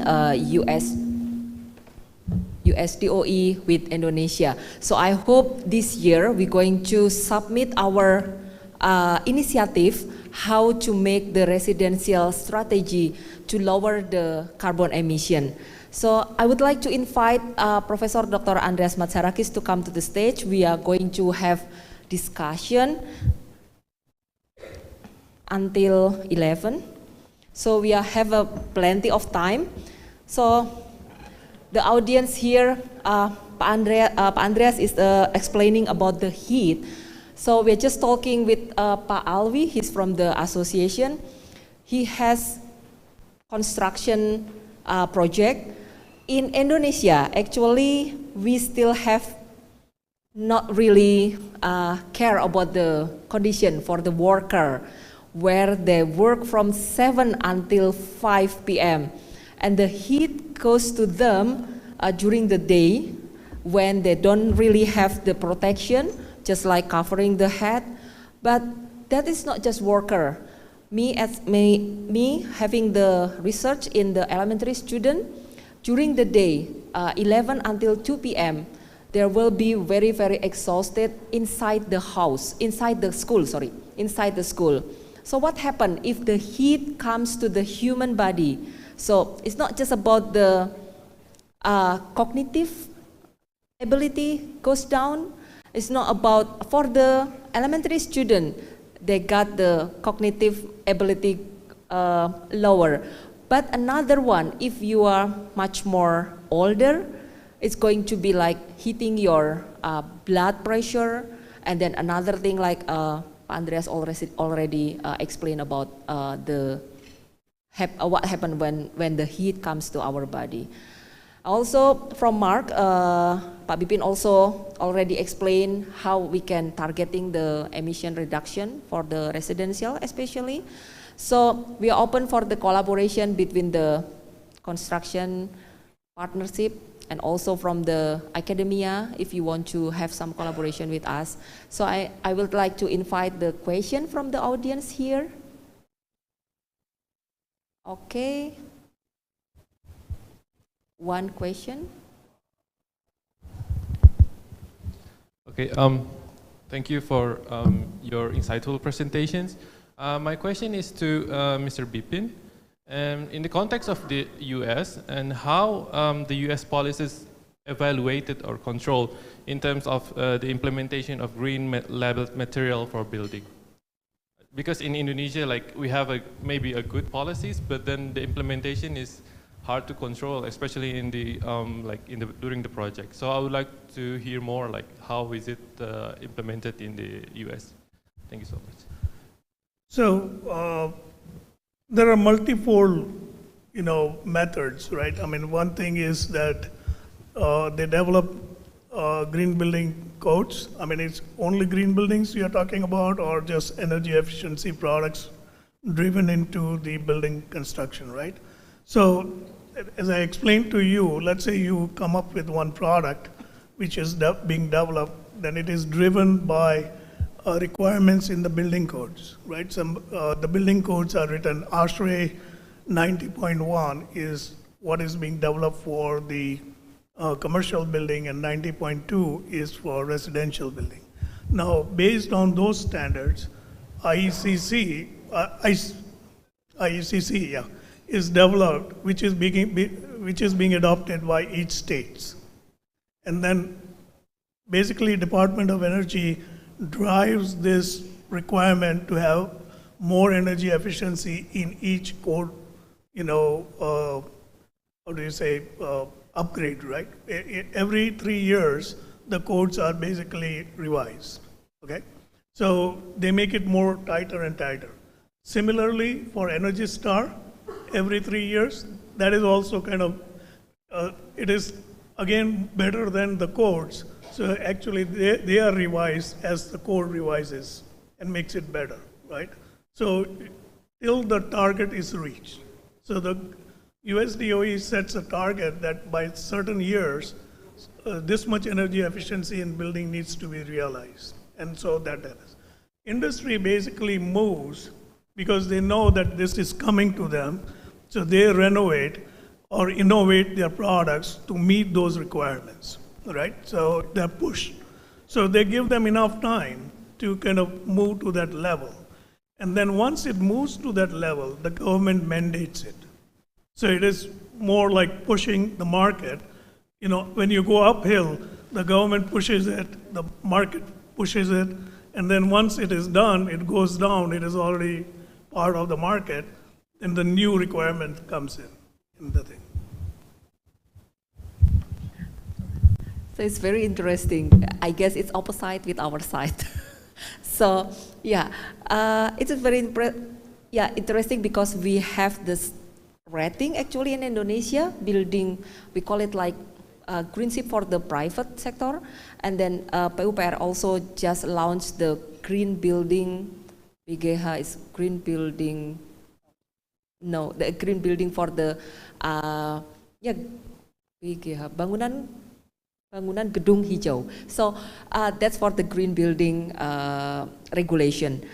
But somehow it's quite difficult to reach because the regulation first, and then we are having the lack of the resources for the human resources who can calculate, who can implement to the building. So this regulation and the human resources training is in parallel. So yeah, but it's much more better if we don't have the building green code. So, Peter, we have been talking about this. I think this is very important that, like when you want to meet the green building requirements, you have to, you have points, right? So if you do certain things, you meet the requirement. And you also need to do building energy analysis to show the reduction of energy and everything, right? So I think that is your educational requirement. So in the US, people have qualification. You cannot just do, you're LEED certified, person to do this calculation, and that person needs to know all the rules of green building, and then also sometimes they are the people who know everything about the building energy simulation. So these are the gaps that you need to fill as education. And one more thing that is there, that the government gives incentive to the green building flag. So if you have gold, platinum, you get recognition. But not only that, in India, one of the reasons why green building caught up much was because the green buildings were given more incentives by building more FSI. So that means the builders were very happy because they were able to do in the same plot area more construction, and that is more money for them, right? So that is, those are the policies that government need to come up with. Yeah, I'm just resume that in our policy in 2021, correct me if I'm wrong, the BGH, that's the green building regulation, launched, but then our education system still not really prepared. But this is in parallel. fortunate enough, until now, there is some people already certified for this green building certification. So I guess there is some people raising the hand, yeah, over there. Good morning, everyone. Please introduce me. I'm Irfan Tadaru from Environmental Engineering Consultant based in Bali. Thank you for the presentation. Some time ago, the internet was shocked by fact that September and October 2023 were the hottest moment on average since 1850, with an increase of average temperature reaching 1.48 Celsius, almost reaching 1.5 degree. And also some time ago, Indonesia was very viral about the air pollution. This is kind of vicious circle between the air pollution, GHG emission, energy consumption, and global warming. And also I realized that in the big city like Jakarta, we have a platform like Nafas that they have air quality monitoring, that real-time data and not interpolation data, which is usually produced by weather satellites. Because microclimate usually cannot be predicted by that method, I think real-time monitoring data is the best to measure the outdoor thermal comfort. The question is this possible to apply the outdoor thermal comfort in that real-time monitoring? And I have a second question, because I have lived in Bandung, South Tangerang, which is BSD, and Bali. I would say that urban planning in Bali is very bad. Good development is only done by private developers. There is no inclusive public space apart from natural attraction such as Kuta Beach or Sanur Beach. The microclimate in Bali is very bad for pedestrian, very hot and humid, and they have few of trees. Therefore, for tourists tend to be use cars and motorcycle for moving around, and this is also will cause a transportation problem. My question is, do you have any policy suggestion that Bali can implement so Bali is more pedestrian friendly and has good outdoor thermal comfort, considering Bali condition that which is world tourist area, and a lot of land has been controlled by private developers. Thank you.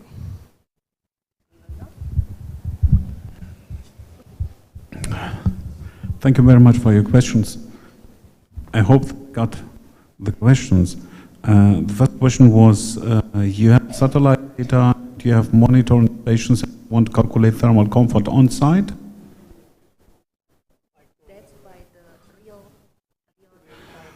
Okay, if you want to calculate in real time, you of course need specific parameters. You need temperature, you need humidity, and you need wind, and you need also on-site the information about buildings and so on, and you need also the calculation of radiation. And if you have that, you can run, there are specific let me say programs or codes in Python and so on where you can implement in order to calculate. But we have to be extremely carefully about the data that you have. That means if you have measurement data. If you have satellite data, you cannot calculate that. Because satellite data provide only surface temperature, and so this is difficult. You need on-site data. What you can do in order to provide something special, that means in order to provide a map and so on, you will need, let me say, in statistical analysis, in order to get the parameters, a statistical model is possible. The maps that I show, they are also based on a statistical model in order to run interpolation. Another question, if I remember well, was about.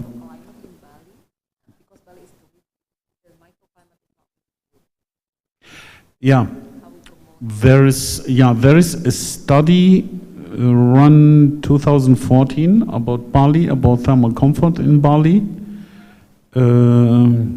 If I remember well, it's 2014. The problem, the issue about comfort is that if you don't have appropriate conditions, especially for tourism areas, you can, by modifications of microclimate, and as you mentioned, it's very hot and humid there, but you have the possibility with actions, modifications, like reduction of radiation, like increase of wind, in order to modify in a specific manner on a specific scale. This is possible. That means you need a microscale analysis which can be based on modeling in order to see if you take some actions or if you take some modifications, increase ventilation, how much the gain can be. Thank you. I thought you're still going to continue another lecture. Okay, so that's another challenge for us in tropical city. I work with Professor Matsarakis a lot during his stay in Bandung. He arrived Sunday, and then we walked from here to ITB only. I challenged him to walk until OP. I directly walk from ITB to OP very frequently. But for him, because he have no adaptation, for perhaps after he live in Bandung for 3 months, he will adapt with this hot and humid climate. So thank you, Mas Irfan, for the question. I would like to add that for people who are not adapted in new conditions, especially in hot and humid conditions, the thermal regulation of the human body needs some days in order to adapt. The first day I will sweat more, the second less. It will take about 4 to 7 days, and then we can walk up to the university. So this is not a problem. So this is a difference because it has to be an adaptation. It's the same that we have also for the athletes. When they go somewhere, they have to adapt, and for them it's between 7 to 14 days in order to adapt to the new conditions. Between 7 to 14 days in order to have the appropriate, let me say, strength for the sport that they are running. Yeah. Okay. Thank you so much. Yeah, I just want, after when you're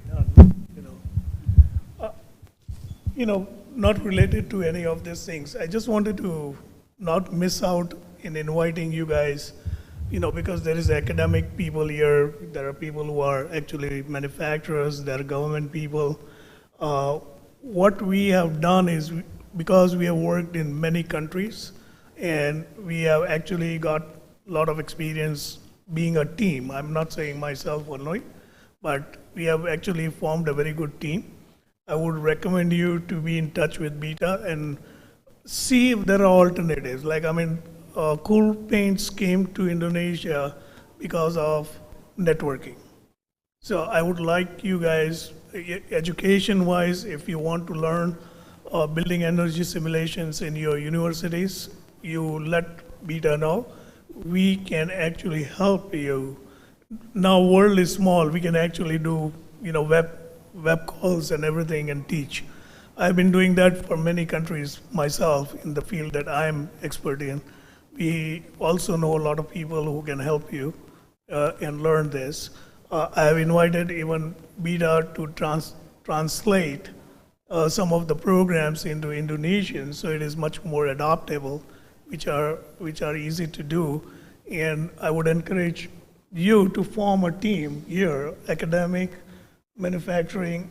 What your rector was talking about is form a union of manufacturers, academia and the government, so that we can actually, whenever a project comes up, a lot of good things can actually take place. And we have done this project many places, and there are a lot of people who would like to come, provided you give them assurance that, especially technologies, can easily come. I mean, this is just one technology. I know like five more which reduces energy in a building and in transportation and things like that. You know, I'll give you one small experience. Is, you know, in India, where there are hot places, which is hot and dry, you see the umbrella that you use, it is black in color, right? So it's absorbent. All you can do is to make it cool paint, and you will find out what the difference is with that kind of fabric, that it reduces the heat for the person just below that in a and makes it comfortable even in walking in hot sun. So small things can also make a lot of macro changes. So just wanted to invite you guys to form this networking. Very good information. So I guess this afternoon, because we have to go to the site, the Kampung Tipar, you're going to get the umbrella, which is UV something? UV resistant. So don't worry, we have... Don't worry, we got the umbrella that UV resistant. But you give me another idea. I'm going to make some Bikul umbrella. Perhaps that's another. I'll give you the reason why I'm saying this is, in India, you know, we have been working with India and your network with the people. We are actually developing disaster management, cool fabric tents. How do you say? You know, when people get displaced, their house get destroyed, there are places where you put them in temporary shelters, and those temporary shelters are also now coated with cool paints, cool fabric actually we call it. So that makes the life of those people who are displaced much more better. I think that's a wonderful idea with the umbrella, because the umbrella you can use for rain, but also for sun. This both is possible. But concerning the UV radiation, umbrellas help, but not so much as we think. Because the most radiation that you got in the tropics because of the scattered radiation is 50%. No, it's not only the reflection, it's because of the scattered radiation. Because the diffuse radiation is about 40%. Yeah, so that means you need an umbrella which is more covering also. And people have to think that the umbrella is not, because umbrella is not something from the UK, it's something from Asia. Asia started with umbrellas. Yeah, but it's a wonderful solution, because it's a really short-term adaptation. Okay. This is something which can be taken also an example in order for the people to realize that a very, let me say, less less expensive thing can help a lot. Especially the use of the umbrellas. It brings me to the one person who asked about Bali for tourism. That this can be a very cheap, less expensive solution. So I'm seeing a lot of scooters here in Indonesia, right? Have you recently seen scooters in India and everything where they actually have the full cover, you know, and it is transparent? And exactly what he's talking about, make it cool paint. Okay, this will be very interesting. So one of my colleagues in, I forgot in what Japan in university. So she learned how to make the fabric much more comfortable, especially like me when I traveling to Europe or traveling to another country. They always ask, "Are you not really hot, feeling like exhausted because I'm covering all the thing?" So next March, I'm going to travel to Santa Monica. It will be everyone using the bikini, and I'm the one who is covering all the thing. So it will be another question. So one of my colleagues learning how to make the fabric itself much more comfortable. I don't know whether this is UV resistance. it is already there right now. Where, okay, again, I don't want to go into a lecture. I'm not a lecturer or from academic, but when you, what is it?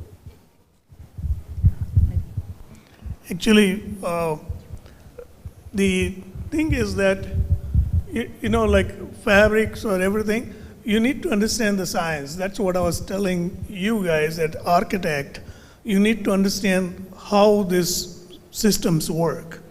It is not like when you are reflecting the sun spectrum, you need to understand what sun spectrum is, what kind of energy comes from the sun spectrum, and then how the re-radiation of those spectrum can take place in those kind of things.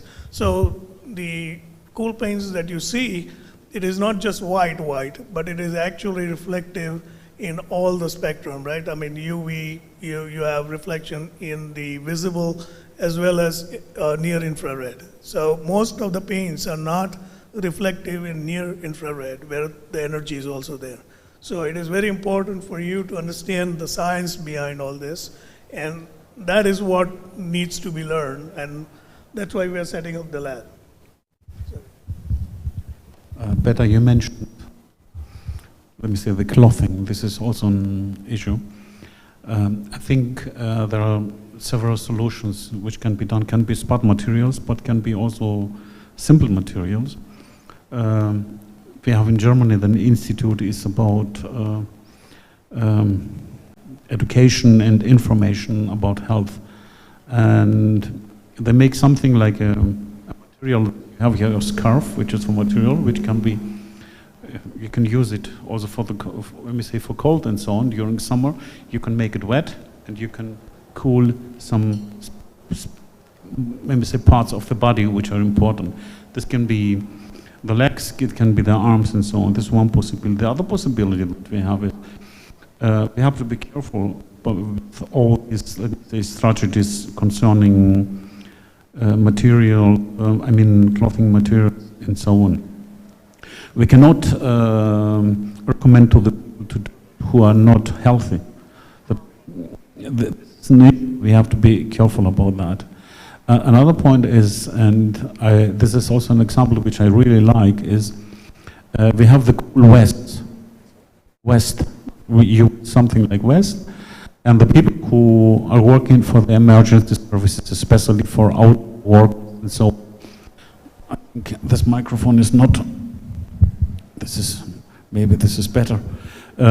This cool West can be used for the people in the emergency services working outdoors. And what we see is that there's one thing which is important. This is not only the exposure of the people who can have negative implications, like they have to be admitted to the hospital or finally will die. We have to consider that the people who are working there in the hospital, but also for the people for the transport and so on. Here is important to have that sometimes cooling vest and so on with something ice, which can be used, but can be also material, that it can be intelligent materials where really concerning the situation that you have, sometimes cool more, sometimes cool not so much. The other point which is important is the people who are working outside. This is, I think, one of the biggest issues that we have. In Europe, also in other areas, we have regulations. Especially in Germany, there's regulation for people who are working. It doesn't matter if it's indoor or it's indoor or outdoor. It's 26, 30, 35. 30, 26, you have to care about that. Okay, 26 is here nothing. This can be also winter. But for people who are not adapted in heat, 26, especially for elderly people, can be a challenge. But starting with 30, the employer, let me say, the boss has to provide water, shading devices and so on. And at a temperature of 35, you can stop the work. Because this is something, and we know this from other areas, and I know this from the work that we are running in the Global Heat Health Information Network.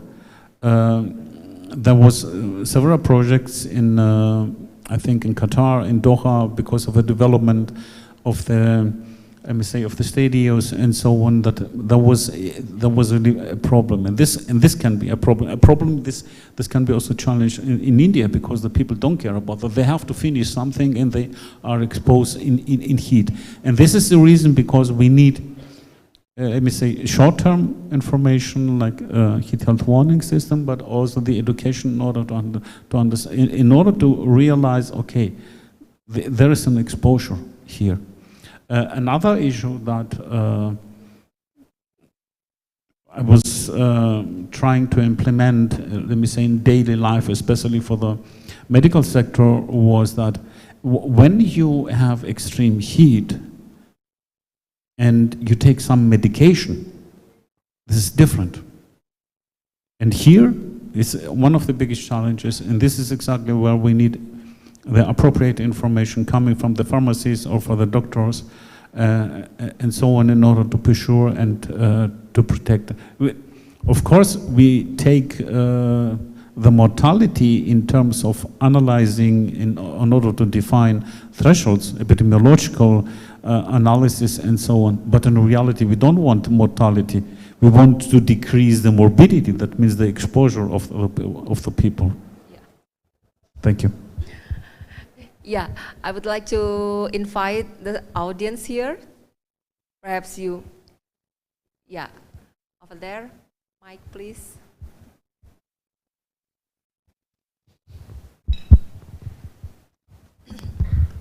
Yes, thank you very much for the opportunity. My name is Anissa. I'm from UPI as well.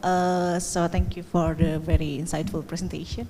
I want to ask Dr. Bipin, it was interesting that transitioning from voluntary to mandatory is always uneasy, right? So I want to ask, what are the emerging problems related to this transitioning from voluntary to mandatory? Because I think it's not always the people or the actor, the institution itself, it's always difficult. It's the same with the some community in Indonesia, of course. So what are the problems and how the US cope with that? And is there any sanction for the, because now it's mandatory, is there any sanction for that? Yeah. So yeah. Because I think in Indonesia we also have like Bubeta said, that there are already the voluntary mechanism, which is the certification of building, and I think Indonesia one day will move to that, to the mandatory level. So yeah, I think we can learn from that. Thank you, Dr. Ripin. Yeah, so very interesting question and very important question, right? I mean, when you say voluntary, that means in the market, the product has not penetrated enough and it is not available easily. But if it is easily available, then you make it mandatory, right? Kind of stuff. So let's say you are a construction person and you are building a building and you need to have a window which is specifying that you need to have, I mean, I'm just going to be a little technical in saying that it needs to have a U value, which is transmittance value and solar gain value of certain numbers, right? Now, what happens is this basically is voluntary, so you may not meet the requirement. As a builder, you may not meet the requirement. But if it is mandatory, then as a builder, you have to meet the requirement, otherwise you don't get the permit. You know, your building doesn't get the permit to build it. So the building code person who comes to check your house for compliance will be checking all these things, like, you know, not only this window, but we'll be checking whether your insulation is there, your refrigerator meets the requirement or not, and then they will give you the permit. Without that, you cannot get the permit, right? So that is very important that this whole program works as a whole, right? Kind of stuff. So one time it's, and interesting thing is when we do this labeling program, if you go to nfrc.org, there is a product directory. You will see about 1 million windows specified. So you will see a curve which will tell you that this number of windows with this property has penetrated the market. So the government already knows that based on that data, saying that, okay, this product is available in the market, you cannot just ignore it. So then they make it mandatory. So labeling also helps collect the data from the marketplace. So everything is integrated, and when everything works in the manner, then you are able to specify. Yeah, thank you, Bu Anissa and Bibin, for the answer. So that's also our aim. We build the lab, so to integrate it between the labeling, and then we send to the certified agency. They're going to develop the data, which material, which system, or which anything, it will be accessible in the web. And then the government control this data, and then the people, and then the construction people can choose which one can become the good low carbon material or low carbon building, something like that. So that's the route. I think I'm going to challenge you guys in Indonesia to come up with environmental labeling, right? So low carbon, embedded carbon. If your product, like let's say I'm selling window, I'm not selling the whole house, but I'm selling the window, it will have a label on it, which will actually say that this is green, and the manufacturer who's making the building automatically knows that this is a low carbon product. But for that, somebody needs to certify, and that's why I'm saying that maybe the government and academia and everybody gets together and come up with this challenge of developing this label. I mean, I know about energy efficiency, but you guys can figure out, how to do a low carbon, embedded carbon calculation, and then make sure. I think now there is an ISO, as I was telling you, to do the calculation for embedded energy in building materials. Yeah. I can invite another question. You may deliver in Bahasa Indonesia. I will translate if it is quite not possible. Yeah, please. Thank you. My name is Novi, and my question is, if in the industry, as we know, we have SBTI program initiative. It is about zero carbon or offsetting their greenhouse gas emission. In order to decrease the temperature to degrees until 1.5 degrees. But as a community, we don't have the initiative of it. So do you have an idea for the communities to take the real action to involve how we can decrease or reduce the temperature, as we can follow not only for industry but also for communities? Thank you. I guess for the macro scale, Professor Matsarikis can explain the guideline for the urban and then architecture, and then Pipin going to step down to the building. Yes. This is a difficult question.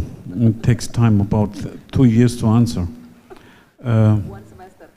One semester lecture or education. We have to, first of all, to understand what it means, climate change. Climate, the definition of climate, and you're in a good position at the moment to have someone from Greece, because climate is a Greek word, means, and we think climate is something stable. Climate in reality means changing, declining, okay? So we have always climate change. But we talk at the moment is the anthropogenic, human-made climate change.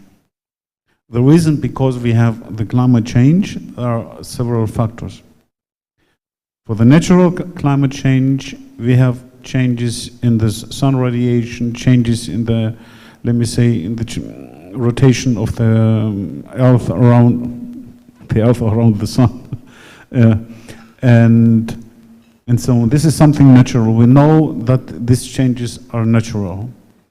What we see in the last 100 years, 200 years, is that we have an increase in temperature. This increase in temperature. We have, of course, changes not only in temperature, we have also changes in other factors, but we take temperature as a factor. It's a factor which is important. Maybe it's not the most important, but it's one of the most important. Okay. This change that we see is because of the emission of CO2, the emission of methane, and some other gases that we have in atmosphere.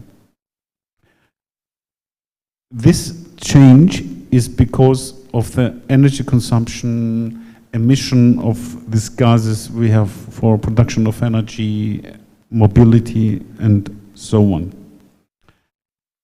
This amount in the change, which will be, is not only because of the change in the concentration of the greenhouse gases, is also about 80%.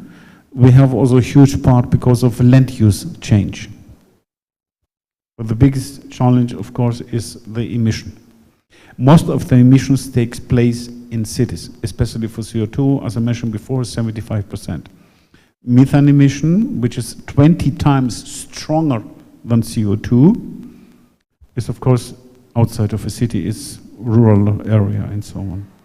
And this increase in temperature of 1.5 that we have, we say the Paris targets and so on, 1.5 or 2, is more than we have experienced in the last 100,000 of years. That means we are over this threshold, and we know that this is a human implication here. But there is a secret behind. CO2 has, let me say, factor 1 in his effectiveness to be negative, to increase the heat, absorption of heat and getting warmer. Methane is about 20 times, other gases can be about 20,000 and more. But we concentrate on CO2, and which is what we can deal. When you stop now emitting CO2, you will see the first effect. In order that we will not have a warming, maybe in 50 or 60 years. That's the one point. Yeah. The other point is the temperature increase that we have is depending also on other factors. Or let me say, the temperature increase will change other factors like the evaporation. One increase of 1 centigrade from 15 to 16 increases the humidity in the air about 6%. That's the point. So this is on the global level. That means when we start running mitigation, that means reduction of CO2, we will see the effects later. One CO2 molecule in the atmosphere remains in the atmosphere up to 200 years before he will be absorbed in the ocean. And in the ocean, that one molecule is going in the ocean in order to be in the bottom in the Pacific takes about more than 1,000 years. So that means it's a very complex phenomenon. What me scares, and this is my nightmare, is that we have a warming of the ocean in deep areas more than 3 kilometers, because that means evaporation will increase. But let's go back to mitigation. If we start actions, that's the one point. We will see in mitigation in 50, 60 years. Adaptation is different. Anything that we are running as adaptation, you can see very fast. If you make your coal paint, you will see the differences. Okay, to decrease temperature on the global level, it will take 50 years, 60 years, maybe more than 100 years. On the local level, here's different, because you cannot change temperature on the local level or on the regional level, but you can change here the factors who increase temperature. And I'm asking always my student, which is the factor which makes you to feel more comfortable in terms of heat. This is shade. This is the reduction of radiation. Which is the factor that makes you to feel more comfortable is when you have a little wind. We have a fan and so on. European Union and also other, let's say, countries or regions investing more in nature-based solutions. That means how we can do. So I'm teaching my students, and I have another example I didn't show here. We make some analysis for Freiburg, how we can reduce heat in urban areas. And then we make some, let me say, scenarios. It's a scenario which is simple scenarios, not like the climate scenarios, calculating the climate for the future, but we make some scenarios in order to see what can we do in order to reduce the exposure of humans. And then we have run the following. We run for 150 years, every hour of the day, the simulations that we had, and then we analyzed and identified the amount of days and hours where we will have, let me say, conditions which is too much heat for humans. And then we make simulations and put the person in shade. And then we find out that only putting the person in shade, we have decreased the anthropogenic climate change. And then modifying also wind, increasing slightly the wind or decreasing the wind, we find out that we can play about 20% of the all-year climate. That's a lot. This is a huge factor that we have. In reality, as meteorologists, we say you cannot change the temperature in the city, but you can change the factors like the buildings, the one graph that I show with a circle and the 4 parts. Exactly with these factors you have to pay. But you need finally numbers. And I think here's exactly the area where construction, engineering, as part of a bigger part or possibility can contribute. I think this is very, very important. The other point is that, as I show in my graph, also what we can change, reduce, modifying radiation, you have the best effect. The other 3 factors is reduction of global radiation. This is modification of wind. And then you have the evaporative cooling. That means you need especially the water. There are simple solutions, and we are focusing really on simple solutions, fast solutions with less money. Because we cannot consider that. Yeah. I'll give you an example directly instead of all the things. I'll tell you, if you're working in a community, this is what we have actually done and seen the difference, okay? We call it Climate Champions. There is a t-shirt given to all the members where we are actually having Climate Champions. Basically what you do is when you go to walk, you will collect all the waste and actually collect it in one place. And the industry basically supports us to basically treat those waste. So one thing. So actually that is already established so that you have this whole community clean from the waste, right, kind of stuff. And it is organized disposal, organized use of plastics, things like that. Automatically things get reduced in terms of pollution. Second thing is we actually determine what is the greening factor of the area. So you are talking about a community which is a defined space, right? So you need to have number of trees which will define how much greenery is there, what I mean by greenery factor, right? If most of the places you will realize that the green factor is quite low. So you as champions will basically encourage people to plant trees. Now, planting trees doesn't mean you plant any trees. You do it more in a systematic manner. If you have got a lot of vehicle movements, you can actually do shrubs which actually absorb at that level nitrogen oxide as well as carbon dioxide. So you should learn a little bit more. People are there to educate you, saying this kind of shrubs are better at this height level.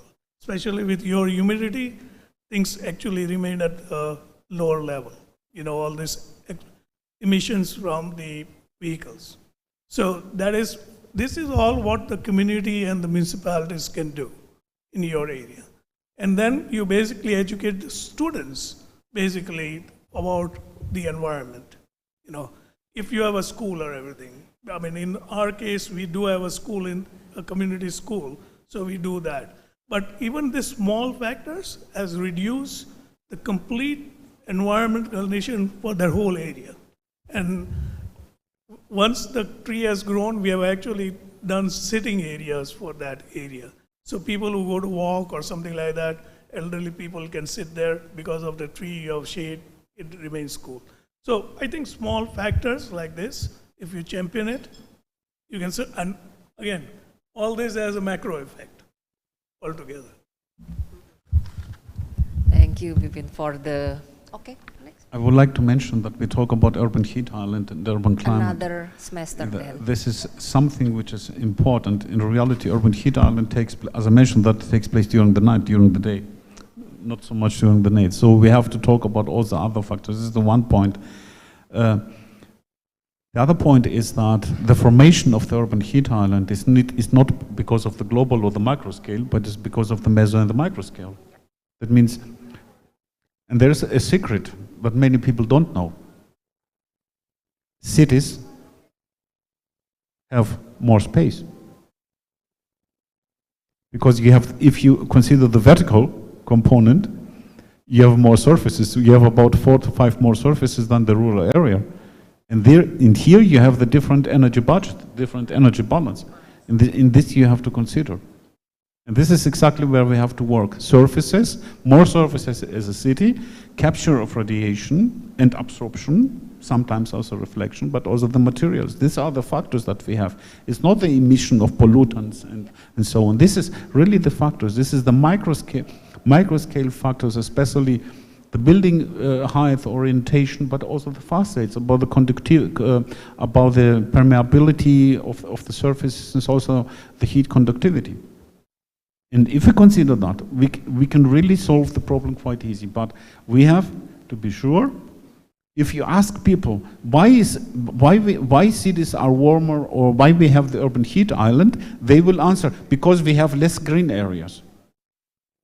This is only one factor. The other factors are in many cases more important, especially in the tropics, are not the same we say priority of the factors or the importance of the factors in the same role, but in especially in Europe it's different.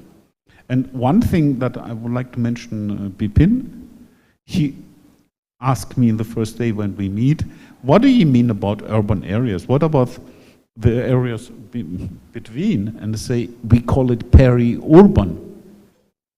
And what I see here is it's the cities that you have, especially in the things what Beta is dealing is the peri-urban thing.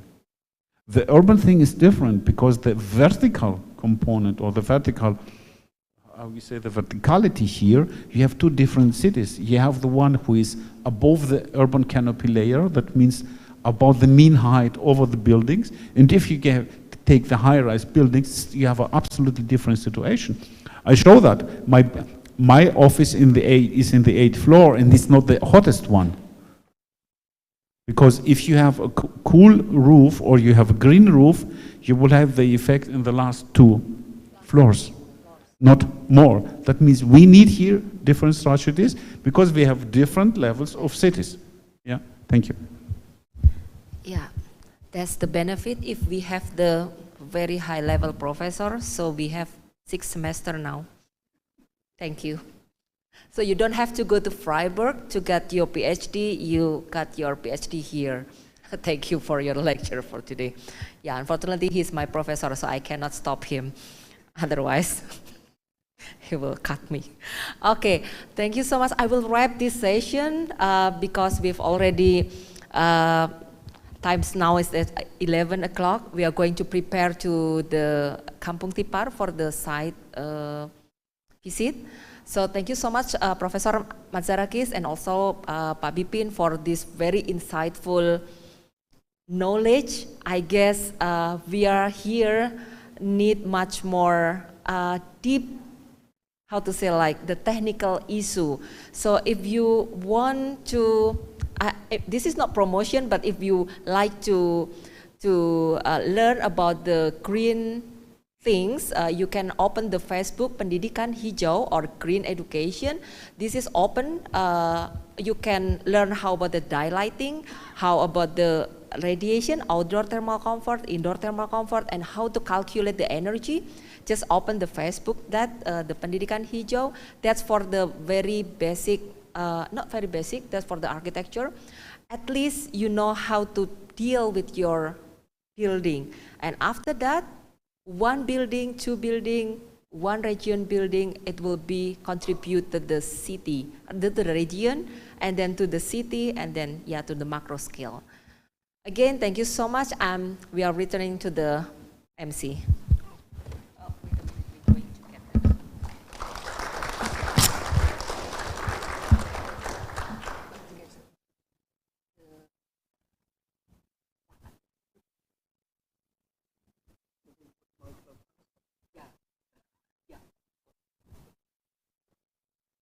Thank you so much for Professor Dr. Andres and Bipin.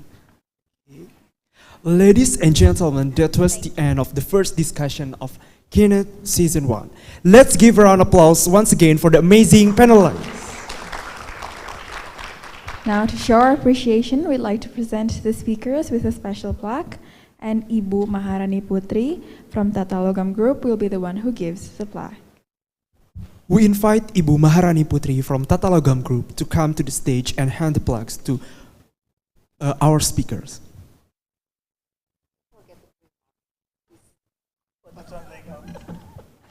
You have to carry two.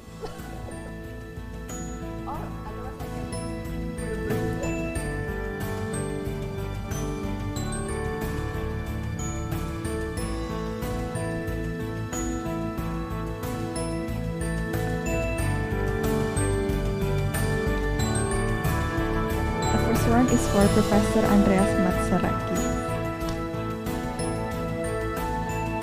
Okay, you may take a photo.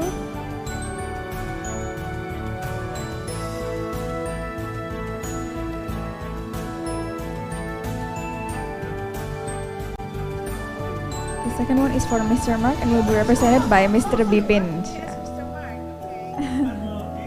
Bipin is Mark.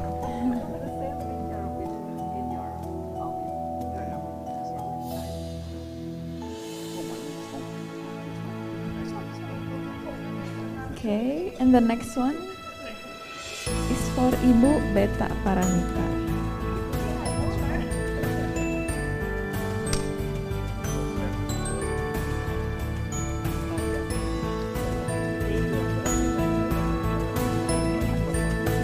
Now we're gonna take a photo of all together.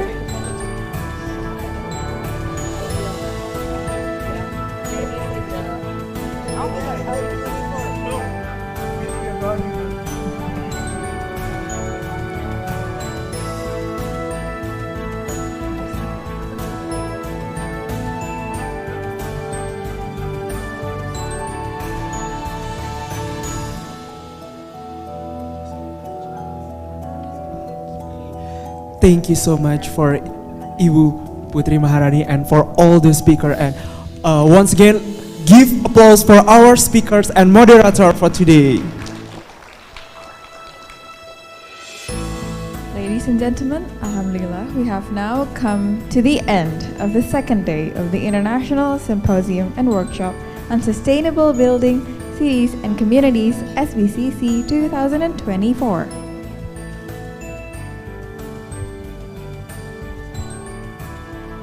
We would like to invite the chairman of SBCC 2024, Ibu Dr. Beta Paramita, to give the closing remarks for today. Ibu Dr. Beta Paramita, the stage is yours.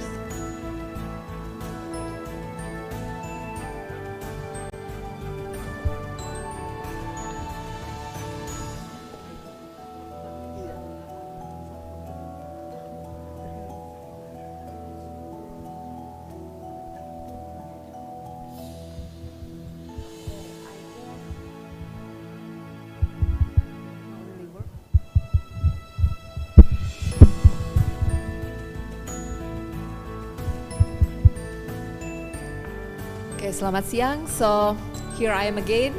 So I would like to extend my gratitude for all of you here still bear with us. So thank you so much to attend the SBCC 2024. So I would like to ask for your sincere collaboration from the academia, from the construction, and then from the industry and from the government. So we can collaborate for the next project. Before I close this international symposium on SBCC 2024, I would like to say sincere apologies for any inconvenience may appear during our event, and also thank you for Pak Matsarakis to come to Bandung, circling the earth for 20 something flight to Bandung, and for Pak Bipin, you already from US to India and then go to Indonesia, and Maseki for the come to our symposium as well, and another very esteemed guest here. Thank you so much for your precious time to have attend this event. So again, I would like to thanks to the team here, the green one. So thank you so much for your attention.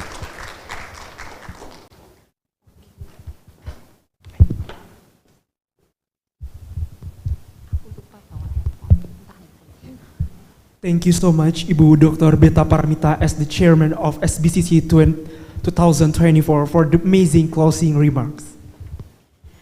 Dear distinguished guests, ladies and gentlemen, before we embark on our site visit, we have one final important event to conclude our symposium, which is the closing agenda. We had an incredible symposium filled with engaging discussion, through provoking presentation, and valuable networking opportunities.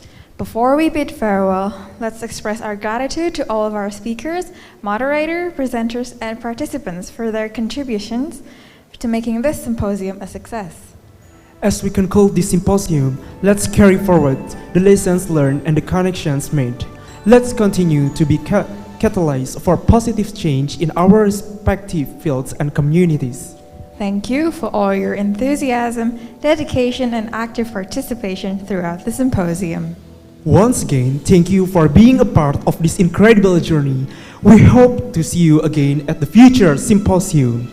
Good afternoon. Thank you so much. Wassalamualaikum warahmatullahi wabarakatuh.